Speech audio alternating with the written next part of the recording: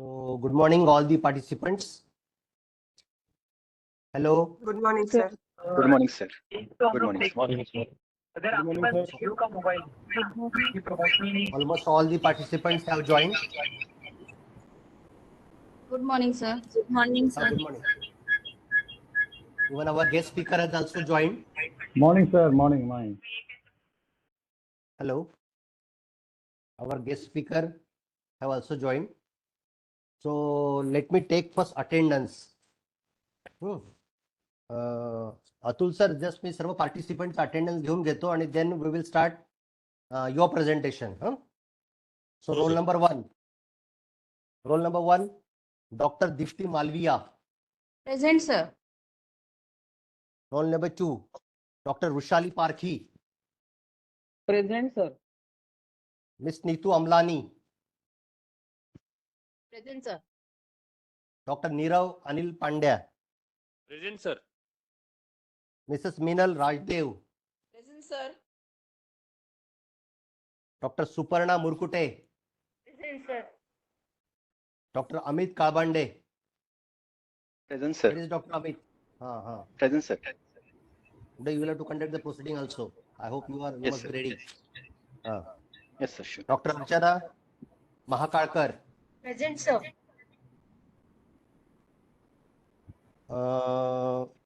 Doctor Vinod Dongarwar.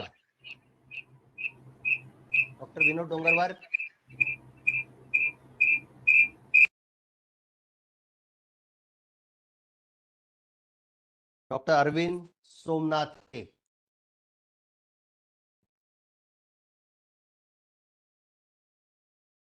Doctor Shruti Gharade. Automatically आपको वो warn कर दिया जाए. Doctor Pallavi Deshmukh. Present, sir. Doctor Meenakshi Kamble. Present, sir. Doctor बीज Kumar Sheel. Present sir. Mister Manik. Present, sir. तरीके से चल रही है. और ये एक डॉक्टर राजेश सोनकुसरे. लेवल पे चल रहा है और ये बहुत ही बड़ा एक ग्रुप होता है जो आपकी पर्सनल डिटेल खरीद के मध्ये काय इंटरफरन्स येतोय? Doctor Vishal Daulatkar. Present sir. आपका data doctor Swati Yadav. Mister Joel Karketta. Yes, sir. Present, sir. Miss Kanimozhi. Present, miss sir. Kanimozhi. Sir, present, sir. Okay. Doctor Shikha Awasthi. Present, sir. Okay.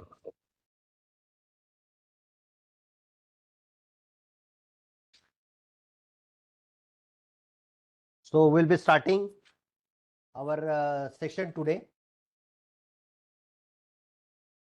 Our guest speaker is Mr. Atul Devkar. He has joined and is holding the post of Assistant Conservator of Forest Anti-Poaching Unit, Pench Tiger Reserve, Nagpur Division. And today he is going to deliver his presentation on advanced techniques in wildlife management in our India. Now I would like to request Mr. Kalbande, Yes, sir. Assistant Professor of English Department. I would like to request him for kindly introduce the today's guest speaker, Mr. Atul Yes, sir. Devkar. Yes, sir. Amit, please continue. Please proceed. Yes, sir. Thank you, sir. A very good morning to one and all present here. I am Dr. Amit Kalbande, Assistant Professor, Department of Chemistry, Sant Gadge Maharaj Mahavidyalaya, Hingna. Today, I am so pleased to be with you to have a chance to introduce a young and dynamic person, Mr. Atul Devkar, sir. On behalf of UGC HRDC Nagpur, I welcome you as today's guest speaker. Mr. Atul Devkar, sir, is working as Assistant Conservator of Forest at Pench Tiger Reserve, Maharashtra, India. Mr. Atul Devkar, sir, is native from Solapur, Maharashtra. He did graduation in BSc Agriculture and post-graduation in MSc Environmental Science and Bachelor of Arts in Mass Communication and Journalism. Sir, in 2010, you have got selected as Range Forest Officer through Maharashtra Public Service Commission and got trained at Task Force Assam in year 2010 to 12. With your impressive work, you got promoted as Assistant Conservator of Forest in 2018. Sir, you have published 9 research articles in peer-reviewed journal and it has total 1,416 reads and 22 citations. Sir, you have written 4 national and international books. Few of them I would like to share. A Treasure of Kulamarka. Another one is Butterflies of Pench Tiger Reserve, Wildflowers of Pench Tiger Reserve, and NTCA SOP in Marathi. Sir, you have successfully completed livelihood projects at Sironcha and Pench Tiger Reserve. Sir, you have received numerous awards for your contributions and revolutionary vision in conservation of forest. Sir, you have been awarded at national and international level. Few of them are Scotch Award for NFCC project in 2022. You have been awarded as Earth Hero by Royal Bank of Scotland in 2017. In 2016, you have been awarded as Sanctuary Asia Award. In March 2021, you have published one research article having title Impact of COVID-19 Pandemic on Ranger and Role of Ranger as a Planetary Health Service. I feel it was very commendable work.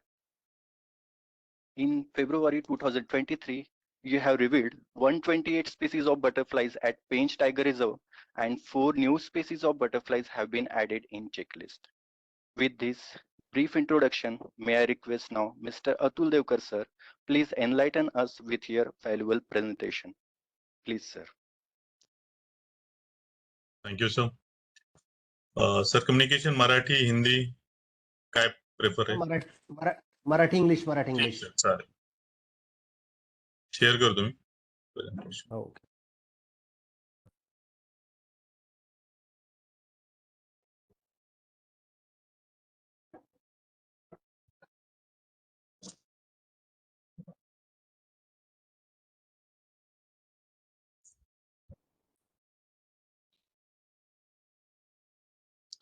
Sir, visible screen? Oh yes, sir. Yes, Atul. Good morning all.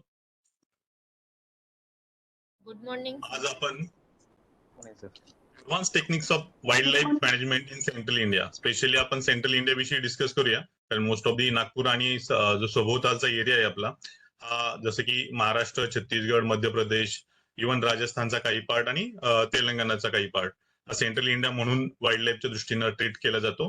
तर त्यातल्या आपण काही ज्या techniques ज्या wild life मॅनेजमेंटसाठी वापरले जातात त्याच्याविषयी discuss करूया. मोस्टली हे प्रेझेंटेशन टायगर रिलेटेड आहे. कारण ऍज अ टायगर आपण अम्ब्रेला स्पेसिस म्हणून काउंट करतो. टायगर मॅनेजमेंट मध्ये आपण सगळ्या वाईल्ड लाईफ आणि यांचा मॅनेजमेंटचा इश्यू कव्हर करत असतो. सो आज आपण जे बघणार टायगर नीड्स ऑफ टायगर हॅबिटॅटसाठी किंवा याच्यासाठी आवश्यक असणाऱ्या गोष्टी, challenges in tiger habitat, mitigations on field and our role in conservation. याच्यात वाघाला आवश्यक असलेल्या गोष्टी आणि आपल्याकडून काय गोष्टी करता येऊ शकतात ज्या आपण डिस्कस करणार आहोत. जे आत्ताच मी डिस्कस केले की वाय टायगर, जे आपण फक्त वाघाविषयीच का बोलतो, कारण बऱ्याचदा पेपरमध्ये इव्हन सगळ्या न्यूज चॅनलमध्ये वगैरे ऍज अ कॅरिझमॅटिक स्पेसिस म्हणून आपण टायगरला म्हणजे ओळखतोच. मात्र टायगर ही एक अम्ब्रेला स्पेसिस आहे. म्हणजे जसं आपण टायगर कन्झर्वेशनच्या गोष्टी करतो त्या टायगर कन्झर्वेशन सोबत सगळे म्हणजे major minor mammals including birds, त्यानंतर रेप्टाईल्स येतील, ट्री स्पेसिस येतील, कम्प्लीट एक हॅबिटॅटसाठी टायगर एक अम्ब्रेला स्पेसिस म्हणून काम करतो. त्याच्यामुळे tiger conservation is wildlife conservation अशा पद्धतीनं मॅनेजमेंटकडे आपण जातो. Sir, excuse me, sir. Can you speak in English also, sir? Yeah, sure. So, as we discuss about tiger, so there were 9 species of tiger, out of which 3 were get extinct, which was Burmese tiger, Java tiger, and Caspian tiger.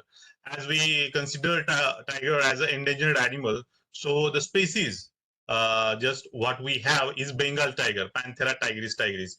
And other just we know about the largest tiger is Siberian tiger. Then South China tiger is considered as extinct from wild, but it's available in zoo and other conservation units. but we must be considering as a GTF level, Global Tiger Forum level, as India is president of that. We are considering and trying to conserve the Indo-Chinese tiger, Malayan tiger, and Sumatran tiger to conserve the all wildcats available in the world. So these are the four morphs, different morphs of tiger what we have in India. So the first on the left corner, this is the normal tiger what we have and what we know as a tiger. While on the right upper, this is the black tiger. Very few people may have seen about the black tiger. It's preferably available in the Orissa and the other part of Eastern Ghats. While we have some species of leopard in central India also, about black panther, what we say, it's a leopard only, but generally known as black panther. While we have white tigers, we found white tiger in wild in Rewa in Madhya Pradesh. Right now there is no any wild white tiger, but we have very common about white tiger in various zoos in India. While this is the fourth morph, this is known as golden tiger. Very few of you may know about this golden tiger. This is not a good sign for tiger moths. These white tiger or black tiger are also one of the what we can say the genetic issues, but this is the golden tiger is the real issue of inbreeding. What we are doing for tiger conservation is to avoid this moth. We are conserving tiger habitat, we are joining tiger corridors, all these things, and what all we are trying to do is to avoid this golden tiger which found in Kaziranga.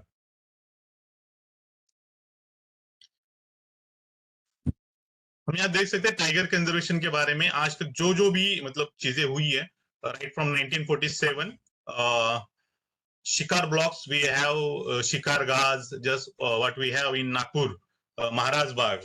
Such kind of things were in Pench also, in Tadoba also, while in Chhattisgarh also, we have Shikar blocks, which were notified by the then princely states and maybe also Britishers, जो मतलब पहले थे जहाँ पे शिकार करते थे, लेकिन बाद में जैसे ही कंजर्वेशन लेवल बढ़ते गया हमने शिकार करना या करवाना बंद कर दिया. So in early 1970, we were trying to ban the tiger hunting क्योंकि ऐसा लग रहा था कि जंगल में बहुत सारे टाइगर है जिनका ज्यादा शिकार हो रहा है, मतलब जरूरत से ज्यादा. तब तक हम टिकट लगा के शिकार करवाते थे.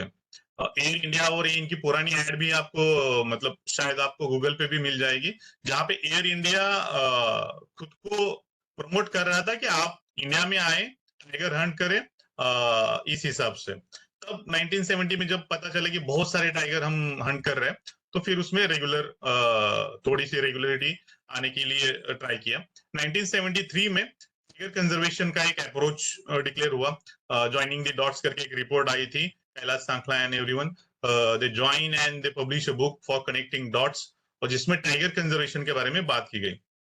1973 से बहुत सारी चीजें मतलब बनती गई. फॉरेस्ट कंजर्वेशन के बारे में भी फॉरेस्ट कंजर्वेशन एक्ट आया या पोल्यूशन आया, बहुत सारे ऐसे एक्ट्स आते गए. उसके बाद टाइगर कंजर्वेशन का एक नया अप्रोच भी 2005 के बाद डेवलप हुआ. और अभी तो लैंडस्केप लेवल पे बात हो जाए, जैसे मैंने अभी बताया कि सेंट्रल इंडिया लैंडस्केप, मतलब ना कि आप एक पेंच के बारे में बात करोगे, ना कि ताडोबा के बारे में, आप as a eastern Vidarbha landscape, central India landscape, इस हिसाब से बात करोगे ताकि टाइगर कंजर्वेशन कोई कुछ ऐसे पैचेस में बटा ना रहे. 1947 से लेके आज तक जो हुआ इस हिसाब से है. जो टाइगर रिजर्व डिक्लेयर करना शुरू हुआ 1973 में, तो तब 9 tiger reserves were declared. Right now we have 54 tiger reserves. This is about tiger census, tiger estimation for the Sego matter. This is status of tiger in 2018. 2018 का ये रिपोर्ट है जिसका Guinness book of world record में register हुआ था, ताकि ये largest scale वाला कोई भी एनिमल का सर्वे था, जिसमें आप देख सकते हैं कि more than 1.21 lakh square kilometre का कैमरा ट्रैप का हमने एरिया कवर किया था, जिसमें ऑलमोस्ट 3.5 करोड़ के आसपास कैमरा ट्रैप के फोटोग्राफ्स मिले थे। और उस हिसाब से हमने जो भी टाइगर प्रेजेंस का कैप्चर मेथड से जो कैमरा ट्रैपिंग हुआ था, उस हिसाब से टोटल पॉपुलेशन 2967 था। अभी जो 220 का जो रिपोर्ट है उसमें इसमें 10% ग्रोथ ऑलमोस्ट मतलब आई हुई है, और टाइगर नंबर्स में भी इसमें काफी बढ़ोतरी हुई है। लेकिन आप देख सकेंगे तो यहाँ पे मध्य प्रदेश, महाराष्ट्र और कर्नाटका, ये जो 3 स्टेट है सेंट्रल वाले, इसमें ज्यादातर टाइगर पाए जाते हैं। इसमें एक चीज है, मध्य प्रदेश और विदर्भा पार्ट अगर आप ज्वाइन कर लेंगे तो यहाँ पे सबसे ज्यादा आपको टाइगर मिलेंगे, वहीं कर्नाटका में आपका वेस्टर्न घाट में टाइगर ज्यादा मिलेंगे, जो कि महाराष्ट्र में वेस्टर्न घाट में टाइगर बहुत कम है because of corridor insecurity. While central India जिसमें ईस्टर्न विदर्भा और मध्य प्रदेश का ये वाला पार्ट, यहाँ पे सबसे ज्यादा आपको टाइगर मिलेंगे। तो एक्चुअली टाइगर को चाहिए क्या? So habitat, mate, corridor, home, partner and roads. तो ये जो है मतलब टाइगर जैसे ही आपको जैसे अपनी कुछ जरूरत है उस हिसाब से टाइगर की ये जरूरत है। एक बड़ा हैबिटेट चाहिए जिसमें प्रेबेस अच्छा हो, ऑफ कोर्स मेट और पॉपुलेशन या ब्रीडिंग उसके लिए मेट चाहिए, और कॉरिडोर जैसी पॉपुलेशन बढ़ती है तो कोई और हैबिटेट चुनने के लिए या फिर वहां जाने के लिए तो अवॉइड इन ब्रीडिंग इनको कॉरिडोर की जरूरत होती है। जो भी एक टाइगर डायनेमिक बताया जाता है जिसमें एक टाइगर रिजर्व, एक अच्छा टाइगर रिजर्व इसको मानना चाहिए, तो उसमें जो भी जरूरत है उस हिसाब से है कि एटलीस्ट आपका 1000 स्क्वायर किलोमीटर का टाइगर रिजर्व होना चाहिए। कुछ टाइगर रिजर्व अभी इंडिया में जो है काफी छोटे हैं, कुछ टाइगर रिजर्व बड़े हैं, लेकिन टाइगर पॉपुलेशन जो है अभी काफी बहुत सारा चेंज हो रहा है। लेकिन आइडियल टाइगर डायनामिक्स के बारे में अगर हम बात करेंगे तो एटलीस्ट 1000 स्क्वायर किलोमीटर का एक टाइगर रिजर्व होना चाहिए, जिसमें एटलीस्ट 80 to 100 टाइगर होनी चाहिए, जिसमें 20 फीमेल होनी चाहिए, 10 ब्रीडिंग 10 नॉन ब्रीडिंग, इस हिसाब से, ताकि पॉपुलेशन जो है ग्रो कर सके और कंटिन्यूटी रहे। जैसे कि 60% अगर टाइगर वहां पे रिटेन होते हैं, 40% टाइगर तो ट्रांजिएंट में रह सकते हैं, काफी मेल जो है जैसे बूढ़े हो जाते हैं, बाहर जाते हैं वगैरह।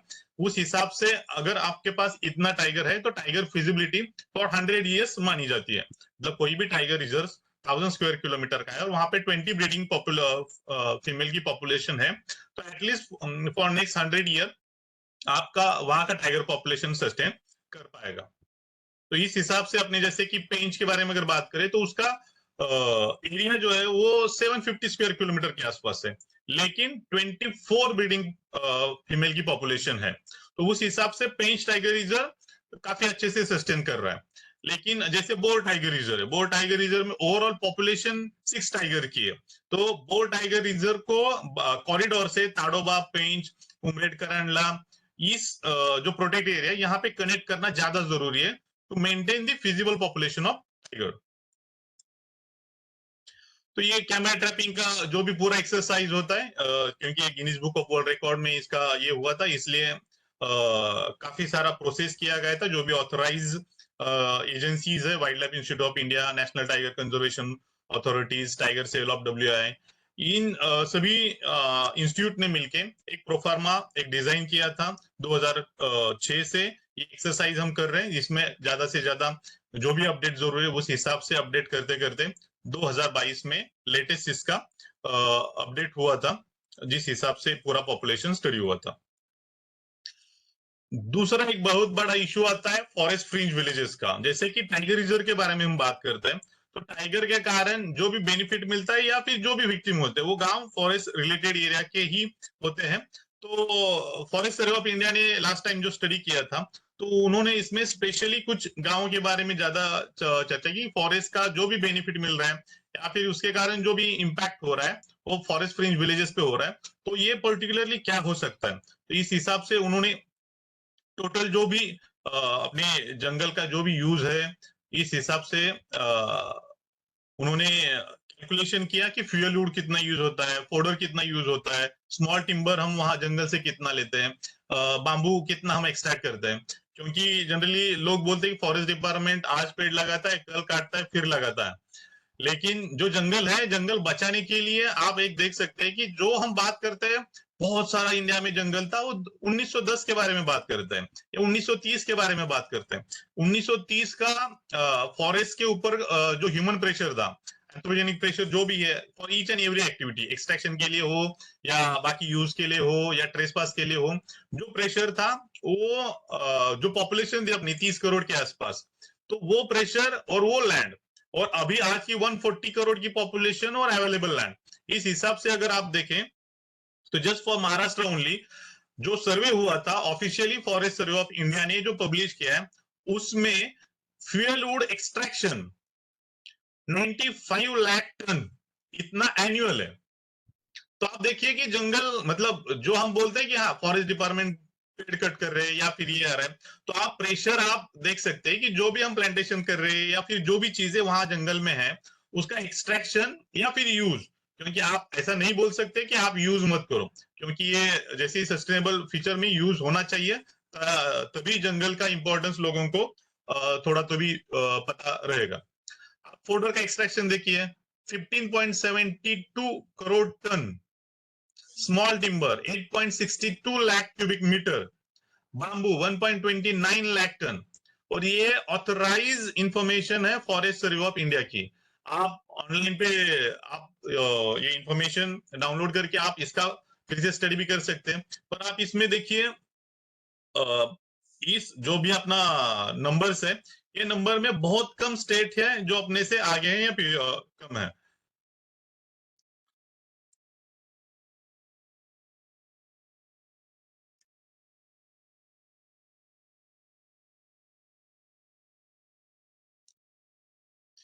आप इसमें देख सकते हैं जो भी बड़े स्टेट है इसमें, आप इसमें फ्यूलवुड का देख सकते हैं कि ओडिशा के ओडिशा से ज्यादा अपना महाराष्ट्र का है, राजस्थान मध्य प्रदेश ये कम है, महाराष्ट्र का फ्यूलवुड एक्सट्रैक्शन ज्यादा है।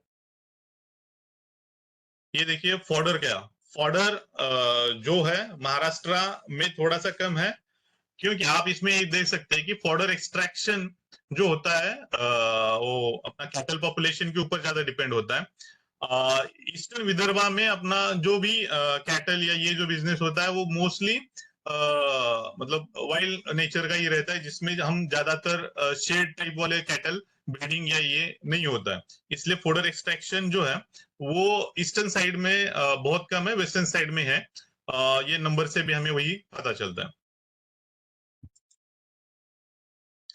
तो टाइगर या वाइल्ड लाइफ कंजर्वेशन में जो दूसरी चीज हम अभी बार बार जो बात कर रहे हैं वाइल्ड लाइफ कॉरिडोर्स की, तो ऑल ओवर इंडिया में अगर आप देखा जाए तो जो भी पीएज है, जो भी टाइगर कंजर्वेशन के यूनिट्स हम मानते हैं, वो सेंट्रल इंडिया में आप देखिए यहाँ पे ये सेंट्रल इंडियन लैंडस्केप बहुत ही मतलब अच्छे तरह से कनेक्ट करने के बारे में कोशिश की जाइए, क्योंकि यही एक बड़ा लैंडस्केप है जहां पे टाइगर कंजर्वेशन के बारे में अच्छे से बात कर सकते हैं, या फिर जो भी फिजिबल ऑप्शंस है हम यहाँ पे इंप्लीमेंट कर पाते हैं। जैसे आप नॉर्थ ईस्ट में देखिए पूरा मतलब जो भी रिवर बेड है ब्रह्मपुत्र का, उसके एक साइड में या उसी एंगल से टाइगर का पॉपुलेशन या ये जो है जंगल बचा हुआ है। आप हिमालयन रीजन में भी देखिए या फिर वेस्टर्न घाट में देखिए, जो भी टिपिकल फॉरेस्ट पैच जाता है उसी हिसाब से एक छोटा सा पैच हमें मिल रहा है, लेकिन सेंट्रल इंडिया में हमें एक अच्छा पैच मिल रहा है जो एक अच्छा पॉपुलेशन हम यहाँ पे बिल्डअप कर सकते हैं, और यहाँ पे ज्यादा टाइगर भी अभी मिल सकते हैं। आप ये राजस्थान वाला एरिया देखिए जहां पे इनब्रीडिंग जैसे रणथंभौर सरिस्का ये जो एरिया है, यहाँ पे ज्यादा से ज्यादा टाइगर रिजर्व अभी डेवलप हो रहे हैं। जो 50 के बाद जो चारों टाइगर रिजर्व बने वो इसी एरिया में बने, ताकि कॉरिडोर मेंटेन रहे, ज्यादा से ज्यादा पॉपुलेशन हमें ज्यादा से ज्यादा हैबिटेट में मिले। इस हिसाब से अभी जो भी वाइल्ड लाइफ कंजर्वेशन या टाइगर कंजर्वेशन के बारे में जो बात हो रही है वो हम रणथंभौर, बिहार और उत्तर प्रदेश इस एरिया में कर रहे हैं। जो भी एडवांस टेक्निक्स है वो हम सेंट्रल इंडिया में यूज करें, क्योंकि we have a feasible population in central India. ये ऑल मतलब protected area, sanctuary, national park, conservation reserve, community reserve. तो जैसे ये जो है हिमालयन वाला या ये अगर पार्ट छोड़ दिया जाए, जैसे कि यहाँ की वाइल्ड लाइफ स्पेसीज और एक्सेस दोनों कम है एरिया छोड़ के, तो बाकी आप सेंट्रल इंडिया और यहाँ का फॉरेस्ट पैचेस देखिए और पी एरियाज देखिए, तो हम यहाँ पे क्यों इतना इंडिया फोकस कर रहा है ये आपको पता चलेगा। और यहाँ पे ज्यादा से ज्यादा मतलब मिनरल्स भी है, माइंस भी यहीं पे है, वाइल्ड लाइफ भी यहीं पे है, ट्राइबल पॉपुलेशन भी यहीं पे है। तो जो भी इश्यूज है वो इसी पर्टिकुलर एरिया से रिलेटेड ज्यादा है। पॉपुलेशन और स्पेस, जो मैंने अभी आपको बताया कि 1930 में with 30 crore population we were dealing with the 24% of forest land, और we are 140 crore and still we have just 18 to 19% of forest area. तो जो भी अपना पॉपुलेशन है उसका प्रेशर फॉरेस्ट पे अभी बहुत ज्यादा बढ़ गया है। तो आप देखिए टाइगर के लिए जो लैंड चाहिए होती है वो इस हिसाब से होती है, और अभी हम जो जी रहे हैं वो इस हिसाब से है। ये कोलकाता और यहाँ का फोटो है कि जो भी ज्यादा डेंस एरिया है पॉपुलेशन के हिसाब से, वहां पे टाइगर के लिए या फिर वाइल्ड लाइफ स्पीसीज के लिए बहुत ही कम जगह बच रही है। ऑफ कोर्स हमें सस्टेनेबल लाइफ चाहिए। हम जैसे कि हम नहीं बोल सकते कि आप टाइगर को मारो, या फिर ऐसा ही नहीं बोल सकते कि आप पॉपुलेशन डिस्ट्रॉय करो। तो उस हिसाब से हमें एक सस्टेनेबल वे इसमें से निकालना है, क्या करना है। तो ये टाइगर के लिए सबसे जो इश्यूज अभी तक डिस्कस हो रहे हैं वो अगर हम देखें तो इसमें है हैबिटेट लॉस, जो एक मेजर पोर्शन, जैसे मैंने बोली 24% के आसपास वाला फॉरेस्ट लैंड था।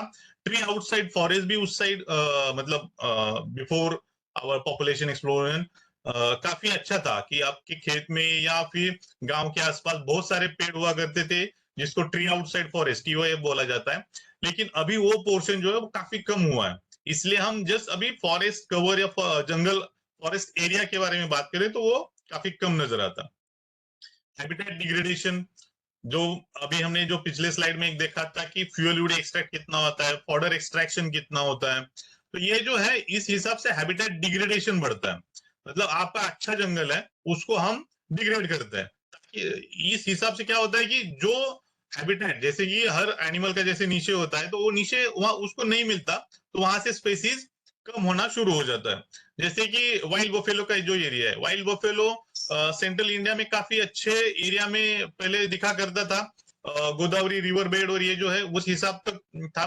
लेकिन अभी महाराष्ट्र में जस्ट एक पर्टिकुलर पैच में, छत्तीसगढ़ में एक पर्टिकुलर पैच में प्योर वाइल्ड बफेलो मिल पाती है। जायंट स्क्वेरल का पॉपुलेशन जो है, जो स्टेट एनिमल है अपने महाराष्ट्र का, बहुत कम लोगों को पता है कि वो भी सिरोंचा भामरागढ़ इस साइड में है।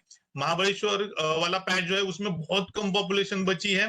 भीमाशंकर एरिया अगर अच्छे पॉपुलेशन का माना जाता है, तो उसके बाद वाले जो भी एरिया है उसमें बहुत कम पॉपुलेशन है, क्योंकि हैबिटेट डिग्रेडेशन जो है कि जायंट स्क्वेरल अगर आपने देखा है, शेकरू जो मराठी में बोलते हैं, तो उसको कंटिन्यूटी चाहिए ट्री कैनोपी में, क्योंकि वो जमीन पे कभी नहीं आता। वो एक पेड़ से दूसरे पेड़ तक जंप करता है, वो उसके जंप करने का जो भी ये मतलब ऑलमोस्ट 4 या 5 मीटर तक उसका जंप इजी हो जाता है। 6 मीटर उसका मैक्स हम जंप पकड़ते हैं। तो ये जो जंपिंग है वो मतलब इससे बहुत कम हिसाब से करता है। 6 मीटर जो है वो कैनोपी का लेयर देख के होता है। तो आप देखिए जैसे ही ये 2 पेड़ का डिस्टेंस बढ़ जाएगा, वहां से जायंट स्क्वेरल मतलब शेकरू का हैबिटेट खत्म हो जाएगा। तो हैबिटेट डिग्रेडेशन के कारण ऐसे बहुत सारे स्पीसीज जो छोटे हैं वो काफी कम हो जाते हैं या एक्सटिंक्ट हो जाते हैं। हैबिटेट फ्रैगमेंटेशन जैसे अगर हम बात करें तो अभी पर्टिकुलर ईस्टर्न विदर्भा के बारे में, तो गढ़चुली में काफी अच्छा फॉरेस्ट पैच मिलेगा। लेकिन अभी वर्धा में देखिए, भंडारा में देखिए या नागपुर में देखिए, बहुत बड़ा पैच पेंच टाइगर रिजर्व छोड़ के बहुत बड़ा पैच नागपुर में नहीं है। वर्धा का एक छोटा पैच छोड़ दिया जाए तो वर्धा बोर का, तो वर्धा में दूसरा कोई फॉरेस्ट एरिया नहीं है। चंद्रपुर वाला पैच है, यवतमाल में आप जाइए, नांदेड़ में किन्वट वाला एक छोटा सा पार्ट है। ऐसे कुछ छोटे छोटे पैच छोड़ा जाए तो फॉरेस्ट एरिया जो है, अमरावती का मेलघाट वाला एक बड़ा पैच मिलेगा। तो 500 स्क्वायर किलोमीटर के ऊपर वाला, जैसे हमने टाइगर के लिए बोला था कि 1000 स्क्वायर किलोमीटर एटलीस्ट चाहिए, अभी अपने पास उतना बड़ा फॉरेस्ट पैच है नहीं है। मेलघाट एक बड़ा पैच है, ताडोबा एक बड़ा पैच है, या नवेगांव नागजीरा, ऐसे 3-4 छोटे छोटे पैच कनेक्ट करके हम उसको 1000 स्क्वायर किलोमीटर तक लेके आ रहे हैं। तो ऐसे बड़े पैच नहीं है। उसके कारण क्या होता है कि बड़े एनिमल, जैसे अभी जो इशू आ रहा है वाइल्ड एलिफेंट का, पहले वाइल्ड एलिफेंट वेस्टर्न घाट से अपने सिंधुदुर्ग तक ही आते थे, अभी अपना ईस्टर्न घाट वाला जो है वहां से गोंदिया गढ़चुली में आ रहा है।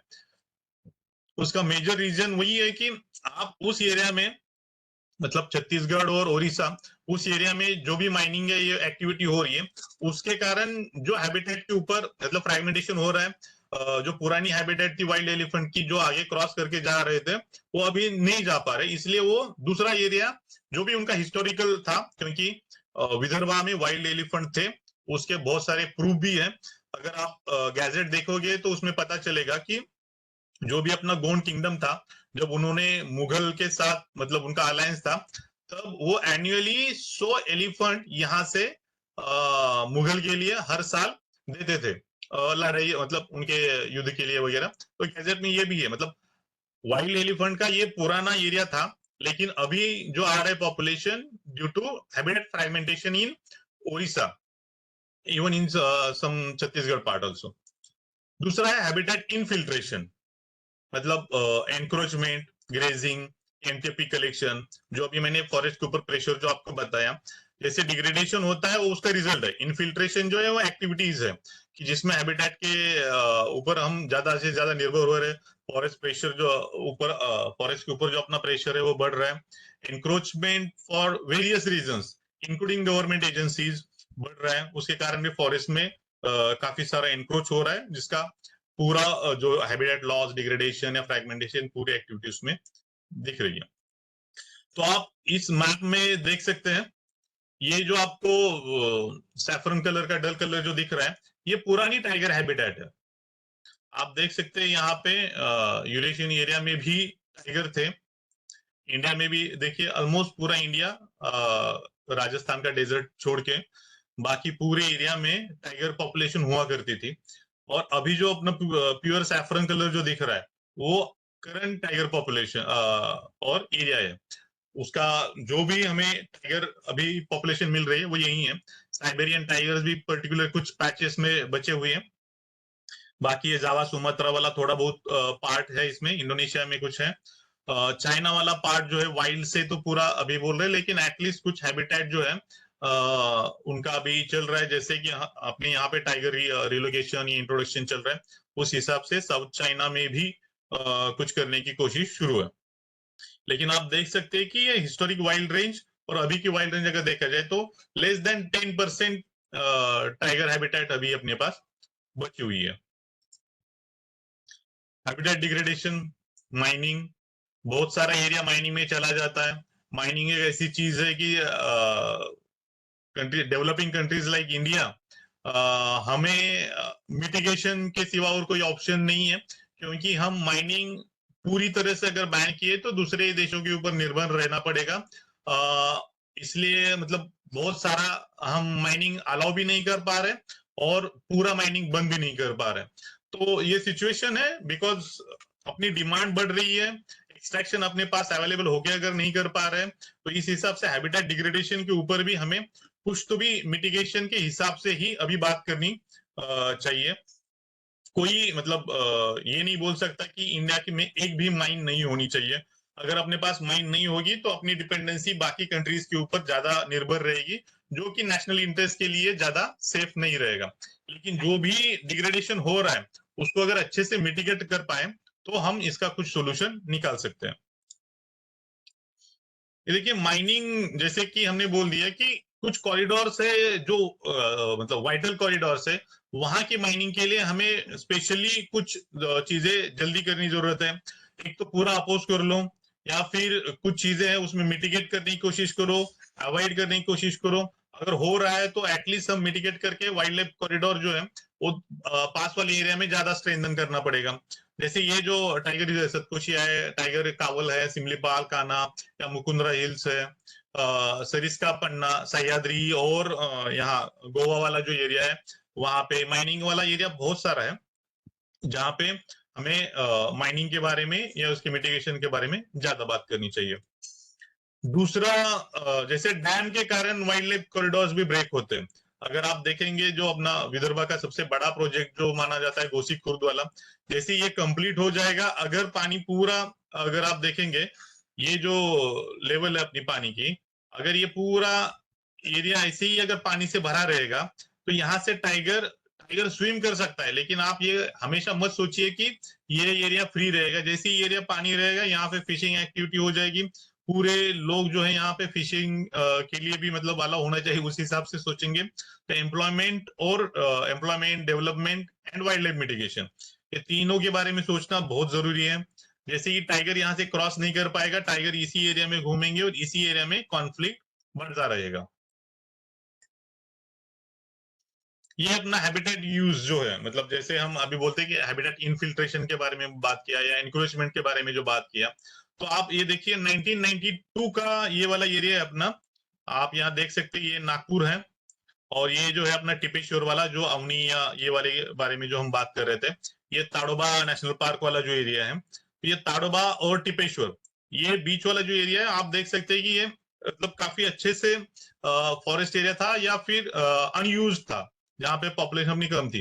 पेंच वाला ये एरिया भी देखिए, जहाँ पे अब ये मोगर कसा कंजर्वेशन रिजर्व है, या फिर पेंच नवेगांव नागजीरा कॉरिडोर है, ये एरिया में भी देखिए आप गांव ये वगैरह बिल्कुल नहीं थे, या मतलब लाइट डेंसिटी मैप है ये, जिसका हैबिटेट यूसेज हम बात करते हैं। 2013 में देखिए ये ताडोबा और टिपेश्वर, इसके बीच कितना सारा एरिया आप देखिए, ये हम इसको एनक्रोच नहीं बोल सकते, लेकिन एटलीस्ट हैबिटेट यूज जो मतलब जो वाइल्ड एनिमल रात में यूज कर सकते थे, वहां पे अभी अपनी मतलब प्लॉटिंग हो गए या घर अपने बन गए या फिर इंडस्ट्रीज बन गई होगी, उसके कारण अभी ये एरिया वाइल्ड एनिमल के लिए कभी अवेलेबल नहीं, ना दिन में ना रात में। एटलीस्ट पहले क्या था कि रात में वाइल्ड एनिमल वहां से क्रॉस कर पाते थे या फिर यूज कर पाते थे, अपनी वहां पे इन्फिल्ट्रेशन कम था या ट्रेसपासिंग कम था। आप ये देख सकते हैं ये वाला जो एरिया था पेंच टू नवेगा नागजीरा, यहाँ आप अगर पिछले इसी में देखेंगे तो ये एरिया बहुत कम था, 2013 में अभी बढ़ गया।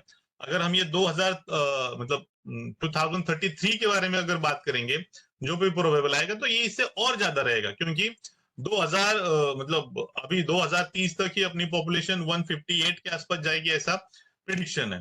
तो 158 करोड़ के बारे में अगर हमें सोचना है, तो ये टाइगर या बाकी वाइल्ड एनिमल के बारे में सोचने के लिए हमें बहुत सारा काम करने की जरूरत है। फॉरेस्ट फायर, जो डिग्रेडेशन हैबिटेट के बारे में हमने बात किया, तो फॉरेस्ट फायर एक सेंट्रल इंडिया की सबसे बड़ी दिक्कत है, जहां हम मतलब जो भी जंगल या ये है उसकी क्वालिटी जो है, इसमें बहुत सारा इसके कारण बदलाव आता है। जो छोटे छोटे एनिमल है, इंसेक्ट्स है, उनकी लाइफ में इसमें बहुत खतरा है। Excuse me.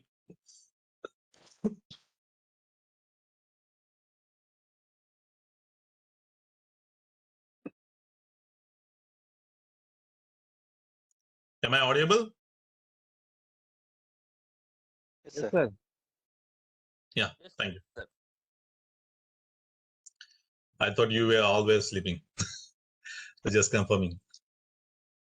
So about forest fire, forest fire एक ऐसी चीज है जहां पे बर्ड्स के नेस्ट, वाइल्ड एनिमल, जैसे कि आप हेयर के बारे में बात करेंगे, मतलब जो खरगोश होते हैं जंगल के, उनके जो भी नेस्ट होते हैं जमीन के अंदर, या फिर बैट या ये फिर ऐसे बहुत सारी स्पेसीज है जिसका फॉरेस्ट फायर के कारण बहुत सारा इम्पैक्ट उनके ऊपर होता है। सेंट्रल इंडिया में तेंदू ल्यूज जो है, मतलब बीड़ी पत्ता जो हम बात करते हैं, उसके कारण बहुत सारे जंगल में आग लगती है, लगाई जाती है, उसको कंट्रोल करना फॉरेस्ट डिपार्टमेंट इस हिसाब से शुरू है।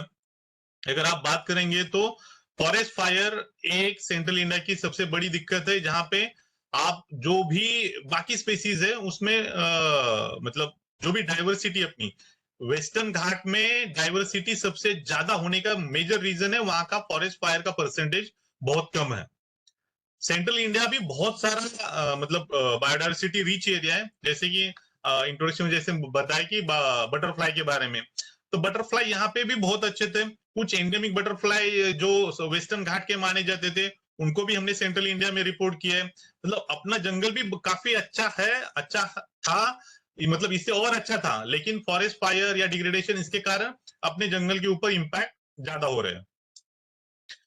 आप ये देख सकते हैं कि किस एरिया में कितना मतलब फायर होता है। तो आप आउटसाइड मतलब पीए में हम जितना मैनेज कर पा रहे हैं, कान्हा टाइगर रिजर्व या पेंच टाइगर रिजर्व या नवेगांव नागजीरा टाइगर रिजर्व है, तो उसके बाहर वाला जो एरिया है वो ज्यादा जल रहा है। सबसे बड़ी दिक्कत ग्रेजिंग, विदर्भा में, पर्टिकुलर विदर्भा में अपने यहाँ पे मतलब कैटल शेड, मतलब कुछ अपने शेड में कैटल को रखना या इनका दूध निकालना, ये चीजें बहुत कम है अपने पास। मतलब अगर विदर्भा अगर देखा जाए तो नंबर ऑफ कैटल के मामले में बहुत ऊपर आएगा, लेकिन मिल्क प्रोडक्शन के मामले में बहुत नीचे आएगा। मतलब भंडारा का कुछ पैच, अमरावती और वर्धा का कुछ पैच अगर छोड़ दिया तो milk collection as a dairy करके बहुत बड़ा यूनिट अपने पास विदर्भा में कहीं नहीं है, जो कि वेस्टर्न घाट या उस वाले एरिया में ज्यादा है, क्योंकि वहां पे कैटल शेड में रखे जाते हैं, उनका ग्रेजिंग एक्सट्रैक्शन होता है। लेकिन अपने यहाँ पे कैटल ऐसे ही ओपनली स्क्रब, मतलब मोस्टली स्क्रब कैटल है जिनको हम ओपनली ग्रेज करने के लिए जंगल में छोड़ते हैं। इनके कारण ट्रम्पलिंग है, इसके कारण बहुत सारा जंगल का नुकसान होता है और बायोडाइवर्सिटी रिचनेस वैसे ही डाउन हो जाता है। दूसरा है फायरवुड एक्सट्रैक्शन, जो मैंने अभी दिखाया कि ऑलमोस्ट 95 लाख टन अपनी यहाँ से फायरवुड कलेक्शन होता है। मोस्टली ईस्टर्न विदर्भा में ये है, कुछ वेस्टर्न घाट और सातपुड़ा हिल्स वाला जो अपना एरिया नासिक वाला उस एरिया में, वहां पे भी फायरवुड कलेक्शन अपनी एक बड़ी मतलब प्रॉब्लम के रूप में आती है। ये मेजर कॉजेस है जिसको रोकना, और ये जो प्रॉब्लम है पॉपुलेशन के हिसाब से और बढ़ते जाने वाले हैं। कॉरिडोर के बारे में अभी, क्योंकि एज अ लैंडस्केप हम बात कर रहे हैं, तो कॉरिडोर जो है एक मेजरली डिस्कस होने वाली और इश्यूज या मिटिगेट करने के बारे में बोलने वाली एक चीज है, जो अभी स्टडी के रूप में या आपको जो भी अभी आगे जो कुछ भी वाइल्ड लाइफ के बारे में करना है तो मोस्टली कॉरिडोर के रिलेटेड ही हो जाएगा, क्योंकि पीएस मैनेज हो रहे हैं, लेकिन दो पीएस के बीच में मतलब प्रोटेक्टेड है, जैसे दो टाइगर रिजर्व है, उनके बीच वाला जो एरिया है जो एक दूसरे को कनेक्ट करता है, वो एरिया में ज्यादा काम करने की जरूरत है। तो कॉरिडोर में इश्यूज क्या आते हैं? लीनियर इंफ्रास्ट्रक्चर जो है सबसे बड़ी दिक्कत है, जैसे रोड है NH44 जो NH7 नागपुर से जो अपना शिवनी जा रहा है, वो रोड के बारे में बहुत सारे कोर्ट केसेस या ये हुआ, उसके बाद मिटिगेशन मेजर्स मिले। तो ये ऐसा झगड़ा होना चाहिए ताकि हम नए कुछ मिटिगेशन मेजर्स ला सकते हैं, जो रोड मतलब क्योंकि जाने के लिए रोड चाहिए, वाइल्ड लाइफ के लिए पैसेज चाहिए, तो आप मिटिगेशन स्ट्रक्चर को लो, अंडरपास ओवरपास बनाना शुरू कर लो, तो एटलीस्ट लोगों की भी जरूरत पूरी हो जाएगी और वाइल्ड एनिमल के भी। रेलवे लाइंस, जैसे मेलघाट से रेलवे लाइन जा रही थी तो उसको थोड़ा शिफ्ट करने के लिए बोल दिया, ये भी वाइल्ड लाइफ के बारे में एक अच्छी सोच है। इरिगेशन कैनल्स, जो गोसे खुर्द के बारे में मैंने आपको बताया, ऐसे इरिगेशन कैनल जैसे पेंच, लोअर पेंच से अभी खिंसी डैम तक एक फीडर कैनल जा रहा है, तो उसमें भी हमने मिटिगेशन स्ट्रक्चर्स प्रपोज किए और उनको इंप्लीमेंट कर रहे हैं। Electricity transmission lines, central India का एक सबसे बड़ा प्रॉब्लम है पोचिंग का, जिसमें इलेक्ट्रिक्यूशन हो जाता है। जैसे मतलब हम इलेक्ट्रिक लाइन के ऊपर हुक डाल के इलेक्ट्रिक लेके मतलब खेतों की सुरक्षा के लिए लगाते हैं, या कुछ लोग ऐसे ही है जो टिपिकली कमर्शियली वाइल्ड एनिमल की शिकार के लिए इलेक्ट्रिक लाइन का यूज कर लेते हैं। तो इसके कारण इलेक्ट्रिक ट्रांसमिशन लाइन भी जंगल के लिए एक सबसे बड़ा खतरा है, जिनको हम ओवरबंच केबलिंग या फिर एयरबंच केबलिंग के बारे में सोच के या उसको इंप्लीमेंट करके मिटिगेट कर सकते हैं। फॉरेस्ट कवर एंड एरिया, मतलब पैचेस एंड डिस्ट्रीब्यूशन, मतलब जो अभी हम बात कर रहे थे कि large size patches, 500 square kilometre के आसपास वाला पैच अपने पास बहुत कम है। 1 square kilometre, 2 square kilometre forest patch अगर है तो वो जस्ट मतलब बर्ड्स को कुछ हद तक आपको अपॉर्चुनिटी देगा। वाइल्ड एनिमल के लिए 1 स्क्वायर किलोमीटर मतलब 10-12 हेक्टर अगर फॉरेस्ट एरिया है, तो वहां पे बर्ड्स आके रह के आगे जा सकते हैं या नेस्ट बना सकते हैं, लेकिन कोई वाइल्ड एनिमल वहां आके फिजिबल पॉपुलेशन ग्रोथ नहीं कर पाएगा। ये कॉरिडोर्स है, आप ये देख सकते हैं, ये जो रेड है ये पेंच टाइगर रिजर्व महाराष्ट्र, ये मध्य प्रदेश, ये कान्हा है, ये ताडोबा है, ये नवेगांव नागजीरा, ये सातपुड़ा मेलघाट। इसके बीच में ये जो ग्रीन दिखा है ये forest patch, just forest patch. तो बाकी जो कनेक्टेड रहेगा ये एग्रीकल्चर एरिया में रहेगा। तो आप इसमें देख सकते हैं कि जैसे हम बोलते हैं बहुत सारे इसमें कि अभी जो लोग बोलते हैं कि हाँ हमारे गांव में पहली बार टाइगर दिखा, एक्चुअली लोग पहली बार देख रहे हैं, टाइगर पहले से यूज कर रहे हैं, क्योंकि अपना इंटरफेरेंस जो है उस एरिया में बढ़ेगा। जैसे कि एग्रीकल्चर में अपनी डेवलपमेंट हो गई, वहां पे आपका इलेक्ट्रिक लाइन आ गया, सोलर पावर्ड हम सोलर पंप दे रहे हैं, उसके कारण उसका इरिगेशन फैसिलिटी बढ़ गई, तो खेत में रहने का टाइम अपना बढ़ गया, तो उसके कारण हम एनिमल्स को देख रहे हैं। ये उमरेड करंडला वाला एरिया देखिए, उमरेड करंडला में काफी अच्छी टाइगर पॉपुलेशन है, लेकिन इसके आसपास कोई फॉरेस्ट एरिया नहीं है। उसके कारण यहाँ से जो भी अच्छे टाइगर, मतलब जो जय टाइगर के बारे में शायद किसी ने अगर सुना है, जो 2015 के आसपास वाली एक बड़ी केस मानी जाती थी, तो ये देखिए यहाँ से आगे निकलने के लिए उसके पास ये है ताडोबा वाला एरिया में ही जाना चाहिए, नवेगांव नजदीक, लेकिन बीच में पूरा ये जो है एग्रीकल्चर एरिया है। तो एग्रीकल्चर एरिया में जाने के बाद इनको बहुत सारे इश्यूज रहते हैं, इलेक्ट्रिक्यूशन वाला आता है या फिर पोचिंग वाला आ जाता है या पॉइजनिंग हो जाता है। एग्रीकल्चर में जो भी हमने कुछ स्प्रे किया हो या ये किया हो तो उसके कारण भी पॉइजनिंग टाइगर को हो जाता है। ये फॉरेस्ट पैच और उसके बारे में आप देख सकेंगे। तो ये ईस्टर्न विदर्भा जो है, आप इसमें देखिए कल्टीवेटेड लैंड, ये जो येलो पैच है ये पूरे कल्टीवेटेड लैंड है, ये पूरा एग्रीकल्चर है। आप समझो ताडोबा से अगर टाइगर निकलता है तो ये उमरेड कराला सेंचुरी तक जाएगा, लेकिन बोर के लिए आते आते उसको ये पूरा जो है एग्रीकल्चर मिल जाएगा। एग्रीकल्चर लैंड से निकलना उसके लिए बहुत बड़ा इश्यू है। इसलिए जो हम जो लाइट डेंसिटी का मैप मैंने आपको दिखाया था वो इसीलिए था कि एटलीस्ट पहले टाइगर अपने सेफ्टी के हिसाब से रात में जब डिस्टर्बेंस कम है तब वो क्रॉस करने के बारे में सोचते थे। लेकिन अभी अपनी लाइट डेंसिटी, क्योंकि अपनी गाड़ियों की अपनी संख्या बढ़ गई है, रोड डेवलपमेंट बढ़ गया है, तो रात में आना जाना अपने लिए कन्वीनियंट है। टू व्हीलर बढ़ गए तो मतलब एग्रीकल्चरिस्ट भी अपने खेत में ज्यादा देर तक रुक पाते हैं। इसके कारण वाइल्ड एनिमल का क्रॉसिंग जो है काफी अफेक्ट हुआ है।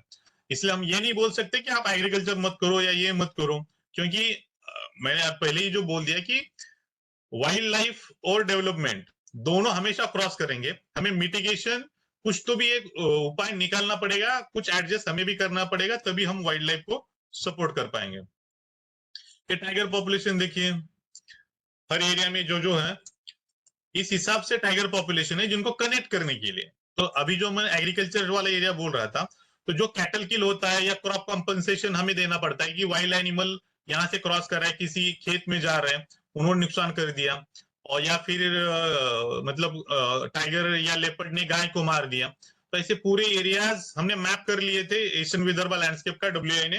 तो इसमें जो एरियाज मोस्टली अफेक्टेड है इस रीजन के कारण, जो जैसे पेंच से उमरेड करेंला, पेंच से नवेगांव नागजीरा, यहाँ से ताडोबा, तो ये जो एरियाज है इसमें आप ये देख सकते हैं इंटेंसिटी क्रॉसिंग की वाइल्ड एनिमल की। तो आप ये पूरा ईस्टर्न विदर्भा काफी अच्छे से स्टडी हो चुका है कि क्योंकि अभी इश्यूज मैन एनिमल कॉन्फ्लिक्ट जो है, चंद्रपुर वाला जो इश्यू है, मतलब पूरे इंडिया में सबसे ज्यादा अगर ह्यूमन किल होता है, मतलब टाइगर ने आदमी को अगर मारा है, तो वो सबसे ज्यादा इश्यूज चंद्रपुर में, इसलिए हमने ईस्टर्न पूर्व विदर्भ जापान म्हणतो वहां पे ज्यादा से ज्यादा स्टडी किया गया है।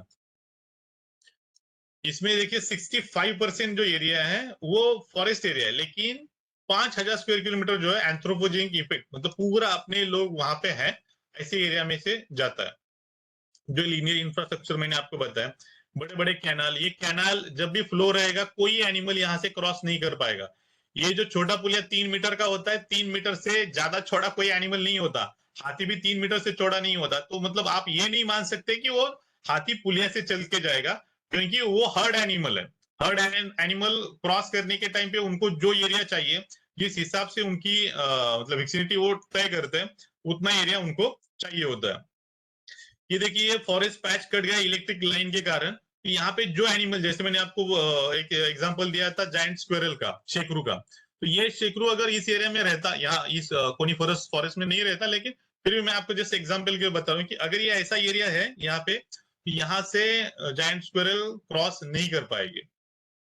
दूसरा ये देखिए आप, जो छोटा रोड है, छोटा रोड जो है यहाँ पे कैनोपी अच्छी है तो ठीक है, ऊपर से एनिमल जो जाने वाले वो जा पाएंगे, लेकिन जो नीचे वाले हैं यहाँ पे जितना टायर रोड अपना अच्छा रहेगा उतने अपने बाइक का, कार का स्पीड ज्यादा रहेगा।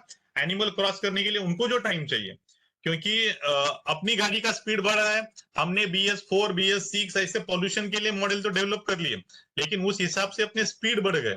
लेकिन वाइल्ड एनिमल अपने गाड़ियों के स्पीड के बारे में नहीं जान पाता, वो अपने स्पीड के बारे में जानता है, उसके कारण रोड एक्सीडेंट भी बढ़ रहे हैं। तो आप जैसे हमने PA नेटवर्क देखा था, तो ये रोड नेटवर्क है, आप देखिए पूरे हाईवेज के हैं, मतलब हाईवे होना चाहिए, मतलब हाईवे मत करो ऐसा फॉरेस्ट डिपार्टमेंट नहीं बोल सकता आज की डेट में, लेकिन हम ये देख सकते हैं कि रोड डेंसिटी जो अपनी अर्बन में 5.94 किलोमीटर की डेंसिटी है, रूरल में थोड़ा बहुत कम है, या फ्रेट या उसके लिए हम ज्यादा जाते हैं। लेकिन आप अगर ये आप देखते हैं 377 people die every day. India में रोड एक्सीडेंट के कारण 377 लोग मरते हैं, जो वाइल्ड एनिमल के कारण इतना है नहीं है। मतलब मैं यही बोल रही हूँ लोगों ने मतलब एक्सीडेंट होना चाहिए या वाइल्ड एनिमल ने मारना चाहिए, लेकिन हम जो इश्यूज क्रिएट करते हैं वो अगर हम कंपैरेटिवली देख पाएंगे तो इसके बारे में थोड़ा देख सकते हैं। अभी आप देखिए ये जो मर्ज किया हमने पीए नेटवर्क और वाइल्ड लाइफ एरिया, मतलब ये हाईवेज और ये पीएज। मतलब जब हम फॉरेस्ट के पैच के बारे में जस्ट बात कर रहे हैं तो हमें पता चलता है कि हाँ फॉरेस्ट कहीं तो भी जा रहा है, लेकिन अभी हम देखें ये जस्ट मैंने हाईवे का नेटवर्क डाला है। अगर रेलवे का भी नेटवर्क यहाँ पे डाल दिया जाए या माइन के पूरे अगर इंप्लीमेंट किए जाए तो ये पीएस बहुत छोटे छोटे दिखेंगे आपको। ये हाईवेज देखिए, हाईवेज पूरे क्रॉस कर रहे हैं। हाईवेज तो अभी अपने मतलब अच्छे से चल रहे हैं, पूरे फ्रेट एक्टिविटी भी वहीं से शुरू है। उसके कारण हम कनेक्टिविटी जो बोल रहे हैं 2 पीए की वो बहुत अपनी कम दिखाई दे रही है। रोड एक्सीडेंट ये देखिए, जैसे अपनी रोड विड्थ बढ़ेगी, गाड़ियां बढ़ेगी, गाड़ियों का स्पीड बढ़ेगा, वाइल्ड एनिमल ये एसेस नहीं कर पाएगा। नवेगांव और नागजीरा ये एक स्पेशल एग्जांपल है। आप देखिए एक ये नवेगांव वाला एरिया, ये नागजीरा वाला एरिया है। ये टाइगर रिजर्व एक करके डिक्लेयर किया है, 2 अलग अलग पीएज है, Navegaon national park, Nagzira sanctuary, Koka sanctuary. ये जो है अलग अलग पीएज है, लेकिन आप इसमें देखिए रेलवे लाइन जा रही है, यहाँ पे अदानी की माइन है, यहाँ NH6 जा रहा है, यहाँ से एक रेलवे लाइन जा रही है, गोसेगुट कैनल जा रहा है। तो ये देखिए ये पीए मतलब नवेगा और नागजीरा में टाइगर पॉपुलेशन नहीं बढ़ रहा, इसलिए हमने अभी ताड़ोबाज से 2 टाइगर्स को हमने यहाँ नागजीरा में छोड़ा था। पॉपुलेशन बढ़ पाएगी कब? जब फॉरेस्ट के ऊपर का प्रेशर कम हो जाएगा या फिर कनेक्टिविटी अच्छी हो जाएगी। इसके बारे में एक अच्छा पेपर था, हैंडबुक ऑफ रोड इकोलॉजी। अगर आप कभी ये कर लेते कि जो भी मिटिगेशन स्ट्रक्चर हो रहा है उसका जो बेसिक प्रिंसिपल जो था वो यही था कि जनरली जब रोड नया होता है या स्पीड होता है तो सीधा अगर एनिमल क्रॉस कर ले तो हर्ड एनिमल मतलब डेथ होने का चांस ज्यादा है। उसके बाद थोड़ा थोड़ा वो रिफ्रेन करना शुरू कर लेते हैं, अगर मिटिगेशन किया तो वो हो जाता है। अगर 2-3 बार उसने एक्सीडेंट किया या गाड़ियों का स्पीड बढ़ा तो फिर वो एविडेंस लेवल पे आ जाते हैं। एविडेंस शुरू कर लिया इसका मतलब कि उन्होंने वो हैबिटेट छोड़ दिया। हैबिटेट क्रॉसिंग अगर नहीं होती है तो इनब्रीडिंग के चांसेस फिर शुरू हो जाते हैं। ये जैसे कुछ रोड, जैसे मैंने आपको बताया कि अगर आप इस रोड से जा रहे हो फर्स्ट वाला, तो आपकी 2 व्हीलर अगर है, अगर गांव में है अगर आप, और आप सोचो कि ये 2 व्हीलर है तो यहाँ पे आपकी स्पीड 30 की होगी। रोड अगर रिपेयर हो रहा है तो आप 40 के आसपास जाओगे। अगर ये रोड है तो 50 के आसपास रहोगे, और ये रोड है तो आप 80 के आसपास से जाओगे। लेकिन जंगल वही है, एनिमल वही है, आपका स्पीड बढ़ रहा है। वाइल्ड एनिमल आपका स्पीड एसेस नहीं कर पाएगा, इसके कारण एक्सीडेंट हो जाता है। जैसे देखिए आप डबल लेन वाला मतलब दिख रहा है, थोड़ा सा ब्रॉड वे है। ये अगर छोटा होता है तो एनिमल आपको क्रॉस करने के लिए टाइम मिलेगा, लेकिन आपके अगर 2 गाड़ियां मतलब इस और वहां से अगर आप आती है अच्छे से तो डबल क्रॉसिंग में आपका स्पीड डेफिनेटली ज्यादा रहेगा। ये देखिए ये कोई हाईवे नहीं है, ये अभी जो मैंने आपको दिखाया है वो उसी टाइप वाले रोड के ऊपर भी टाइगर एक्सीडेंट हो जाते हैं और टाइगर की डेथ होती है। इलेक्ट्रिक्यूशन वाला जो मैंने बताया कि शिकार करने का जो अभी एक नया मॉडल आप बोल सकते हैं, कमर्शियल लेवल पे भी इस हिसाब से इलेक्ट्रिक्यूशन हो रहे हैं, पूरा टाइगर बर्न हो जाता है। अभी कुछ इसमें जो मतलब इलेक्ट्रिक्यूशन वाले ही अगर हमने पिछले साल का डाटा निकाला तो टाइगर की death 57, leopard 167, sloth bear 56, elephant 624, 624 elephant की डेथ हुई है इलेक्ट्रिक्यूशन के कारण। और जैसे बड़े हम मतलब GIB या क्रेन्स फ्लेमिंगोज के बारे में जो बात कर रहे हैं, 258 फ्लेमिंगो वो इसमें सॉरी वल्चर्स भी ऐड है, जो राजस्थान और उस एरिया में अपने बहुत सारे बड़े जो इलेक्ट्रिसिटी जनरेशन के जो प्रोजेक्ट्स रहते हैं वहां से जो बड़ी बड़ी लाइन क्रॉस करती है तो उसमें GIB ग्रेट इंडियन बस्टर वो भी काफी मतलब एक्सटिंक्ट लेवल पे ही हम बात कर रहे हैं। तो वो एनिमल का भी डेथ इलेक्ट्रिशियन के कारण होता है, क्योंकि बहुत बड़े लाइन पे जब वो फ्लाई करते हैं इलेक्ट्रिक लाइन उनको दिखती नहीं, और 2 अगर इसमें अगर कनेक्ट हो जाता है तो उनकी डेथ हो जाती है। ईस्टर्न विदर्भा के लिए पर्टिकुलरली जो स्टडी किया गया था उसमें एरियाज आइडेंटिफाई किए थे कि कौन से एरिया में ज्यादा इलेक्ट्रिफिकेशन होगा। इस हिसाब से डिपार्टमेंट पॉलिसी भी बन रहा है। जो अभी बहुत सारे इश्यू चले, मतलब फॉरेस्ट डिपार्टमेंट एलपीजी बांट रहा था, या फॉरेस्ट डिपार्टमेंट कैटल रिप्लेस करके दे रहा था, या सोलर फेंसिंग दे रहे हैं, उसके मेजर रीजन ये स्टडी है। इस स्टडी के कारण बहुत सारे चीजें मतलब ओपन हुई, उसके बारे में सोचा गया है और कुछ मिटिगेशन जो करने हैं वो हम इम्प्लीमेंट कर रहे हैं। जैसे अभी ये हुम नदी थी, हुम रिवर जो है चंद्रपुर के आसपास, वहां पे डैम होने वाला था, तो डैम को काफी अपोज किया एनवायरमेंट ने, क्योंकि ये अगर डैम यहाँ बन जाता है तो बहुत सारी वाइल्ड एनिमल की क्रॉसिंग और ये बंद हो जाती। ट्रांसमिशन लाइन, ये इलेक्ट्रिफिकेशन जो है, मतलब छोटे छोटे खेतों में भी इलेक्ट्रिफिकेशन होके टाइगर की डेथ और ये हो रही है। तो इसमें रिवेंज किलिंग है, कमर्शियल पोचिंग है, सुपरस्टिशंस के बारे में भी, मतलब सेंट्रल इंडिया जो है अपना बालाघाट वाला या गढ़चुली भंडारा इंक्लूडिंग नागपुर एरिया, यहाँ पे भी बहुत सारे ऐसे सुपरस्टिशंस हैं हमारे पास जो हमें लगता है कि टाइगर का नाखून पहनने से पावर आ जाती है। मतलब एप्रोडिजिक वैल्यू के बारे में तो मतलब बात भी नहीं करी, इतनी सारी एप्रोडिजिक वैल्यू के बारे में सुपरस्टिशंस अपने पास है। पैसों की बारिश के बारे में लोग बात करते हैं कि टाइगर की अगर मूंछें हैं तो हम बारिश कर लेंगे। इतना मतलब अवेयर होने के बावजूद भी अपने बहुत सारे एरिया में इस हिसाब से सुपरस्टिशंस है, जिसके कारण टाइगर डेथ होती है। इसमें डिसीज भी अभी एक अच्छा मतलब नया निकल गया है, जिसमें आउटब्रेक भी हो जाता है, कुछ डिसीजेस जो है कैनाइन डिस्टेम्पर वगैरह, उसके कारण भी टाइगर की डेथ मिल जाती है। नेचुरल डेथ का भी अपना प्रोपोर्शन अभी बढ़ रहा है, क्योंकि नंबर ऑफ टाइगर जो है वो अच्छी संख्या में बढ़ रहा है और हैबिटेट कम हो रहा है, इसके कारण टेरिटोरियल फाइट भी बढ़ रही है। और जैसे कुछ शिकार करते वक्त कुएं में गिरना, ये इसके कारण भी टाइगर डेथ होती है। जैसे ये देखिए कि टाइगर एक बफेलो को मतलब चेस कर रहा है, क्योंकि जैसे ये देखिए आप, ये ऊपर वाले एरिया में कि फॉरेस्ट एरिया को लग के एग्रीकल्चर एरिया है।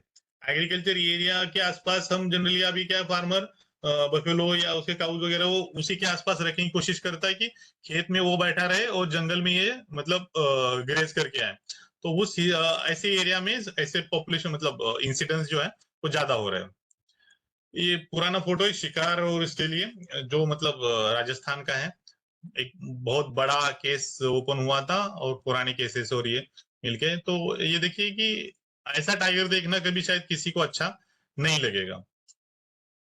जो वेपन यूज हो रहा है, मतलब एडवांस वेपन भी यूज हो रहे हैं, लेकिन ये जो वेपन है, ये वेपन ज्यादा से ज्यादा यूज होते हैं ऐसे एरिया में जहां मतलब, क्योंकि टाइगर जो है हर्ड में नहीं आता, सिंगल रहता है। मदर अगर कब के साथ है तो ये थोड़ा सा ज्यादा नंबर टाइगर दिख जाता है। लेकिन ये जो शिकार है वो टाइगर को ट्रैक करते हैं, लोकेशन आइडेंटिफाई करते हैं और फिर शिकार करते हैं। तो ये जो छोटे छोटे उनके वेपन है वही यूज करके वो शिकार करते हैं। आप ये देखिए कि टाइगर रिजर्व, जैसे कि ये ताड़ोबा जो है, ताड़ोबा टाइगर रिजर्व उसका बफर है, और ताड़ोबा छोड़ के बाहर वाला जो एरिया हमने मैप किया यहाँ पे कि जहां पे कैमरा ट्रैपिंग में टाइगर मिले, मतलब टाइगर रिजर्व के अंदर ताड़ोबा के 110 टाइगर है, लेकिन टाइगर ताड़ोबा के बाहर भी उतने ही टाइगर अभी मतलब घूम रहे हैं। एटलीस्ट 60 टाइगर जो है ताड़ोबा लैंडस्केप के बाहर है। ब्रह्मपुरी वाला जो है उसमें 40 है, तो more than 100 tiger Tadoba tiger reserve के बाहर भी ज्यादा घूम रहे हैं। डिसीजेस जैसे अभी ये डॉग जो है फेरल डॉग, और इसके कारण डिसीज ट्रांसमिशन भी ज्यादा होता है। शायद आप मतलब कोई भी खुद को यहाँ इमेजिन नहीं करेगा जिससे टाइगर डर रहा हो, लेकिन मतलब ही डिजीज्ड है, मतलब टाइगर ही डिजीज, सॉरी डॉग डिसीज है, तो वो शायद डेयर कर रहे हैं टाइगर को भी ये करने का। ये कान्हा टाइगर रिजर्व का फोटो है। आप देखिए फेरल डॉग के बारे में महाराष्ट्र में एक नया रूल आया था कि 2014 का, अगर पीए में ऐसे फेरल डॉग्स हैं तो उनको मार सकते हैं। ऑल ओवर इंडिया में फिर एक एसओपी बनी है जिसमें फिर बहुत सारा वैक्सीनेशन ये वो बहुत सारी चीजें डाली हुई है। लेकिन डॉग्स मतलब शिकार वाला या फिर फेरल डॉग्स अगर जंगल के अंदर है तो ये टाइगर तो इसलिए दिखाई ताकि ये टाइगर के आगे भी ये जा सकते हैं। आप देखिए बहुत सारे ऐसे इश्यूज है एग्रीकल्चर एरिया में या कॉरिडोर एरिया में कि डोमेस्टिक डॉग्स या फिर शिकारी डॉग जो है वो वाइल्ड एनिमल को चेस करते हैं, उनको मारते हैं, ऐसे इंसिडेंसेस होते हैं। टाइगर ह्यूमन हैबिटेट के एरिया में आना, तो ये देखिए कि जैसे शिकार करते टाइम पे कुएं में गिरना, उनको निकालना, या फिर ये देखिए ताड़ोबा का फोटो है जहाँ पे मतलब महिलाएं काम कर रही थी और टाइगर वहां से जा रहा है। तो टाइगर का ये बिहेवियर जो है नॉर्मल है, क्योंकि वो उसके एरिया में घूम रहा है और ये इसको पता है कि ये इनका फूड नहीं है। तो मोस्टली जो अटैक होते हैं वो टाइगर रिजर्व के बाहर वाले एरिया में होते हैं। तो जनरली हम क्या करते हैं कि टाइगर रिजर्व में रिलोकेशन एक पॉलिसी होती है, गांव का रिलोकेट करना उन लोगों को। ये वॉलंटरी होता है, जो गांव खुद होके बोलता है कि हमारा रिलोकेशन करो, उनका ये चांस रहता है। तो ये सातपुड़ा टाइगर रिजर्व है जहां से मतलब अभी तक 35 विलेजेस को रिलोकेट किया गया है। और एक गांव रिलोकेट करने के कारण ये देखिए इतना सारा हैबिटेट उनको अच्छे से टाइगर रिजर्व को मिल जाता है। और इसमें ह्यूमन इंटरफेरेंस जो है वो कम हो जाता है, जो प्रेशर है जंगल के ऊपर वो भी काफी कम हो जाता है। तो हम जो डिग्रेडेशन या इनफिल्ट्रेशन के बारे में बात कर रहे हैं वो रोकने के लिए भी रिलोकेशन एक अच्छा ऑप्शन है। जो फ्यूचर चैलेंजेस है अपने, जिसके बारे में मतलब ज्यादा बात होता है कि enormous development pressure in the tiger landscape. Central India, Nagpur, Raipur हो, या फिर अपना छिंदवाड़ा, सिवनी हो, जबलपुर वाला एरिया हो, या फिर तेलंगाना के हैदराबाद या इस वाला एरिया हो।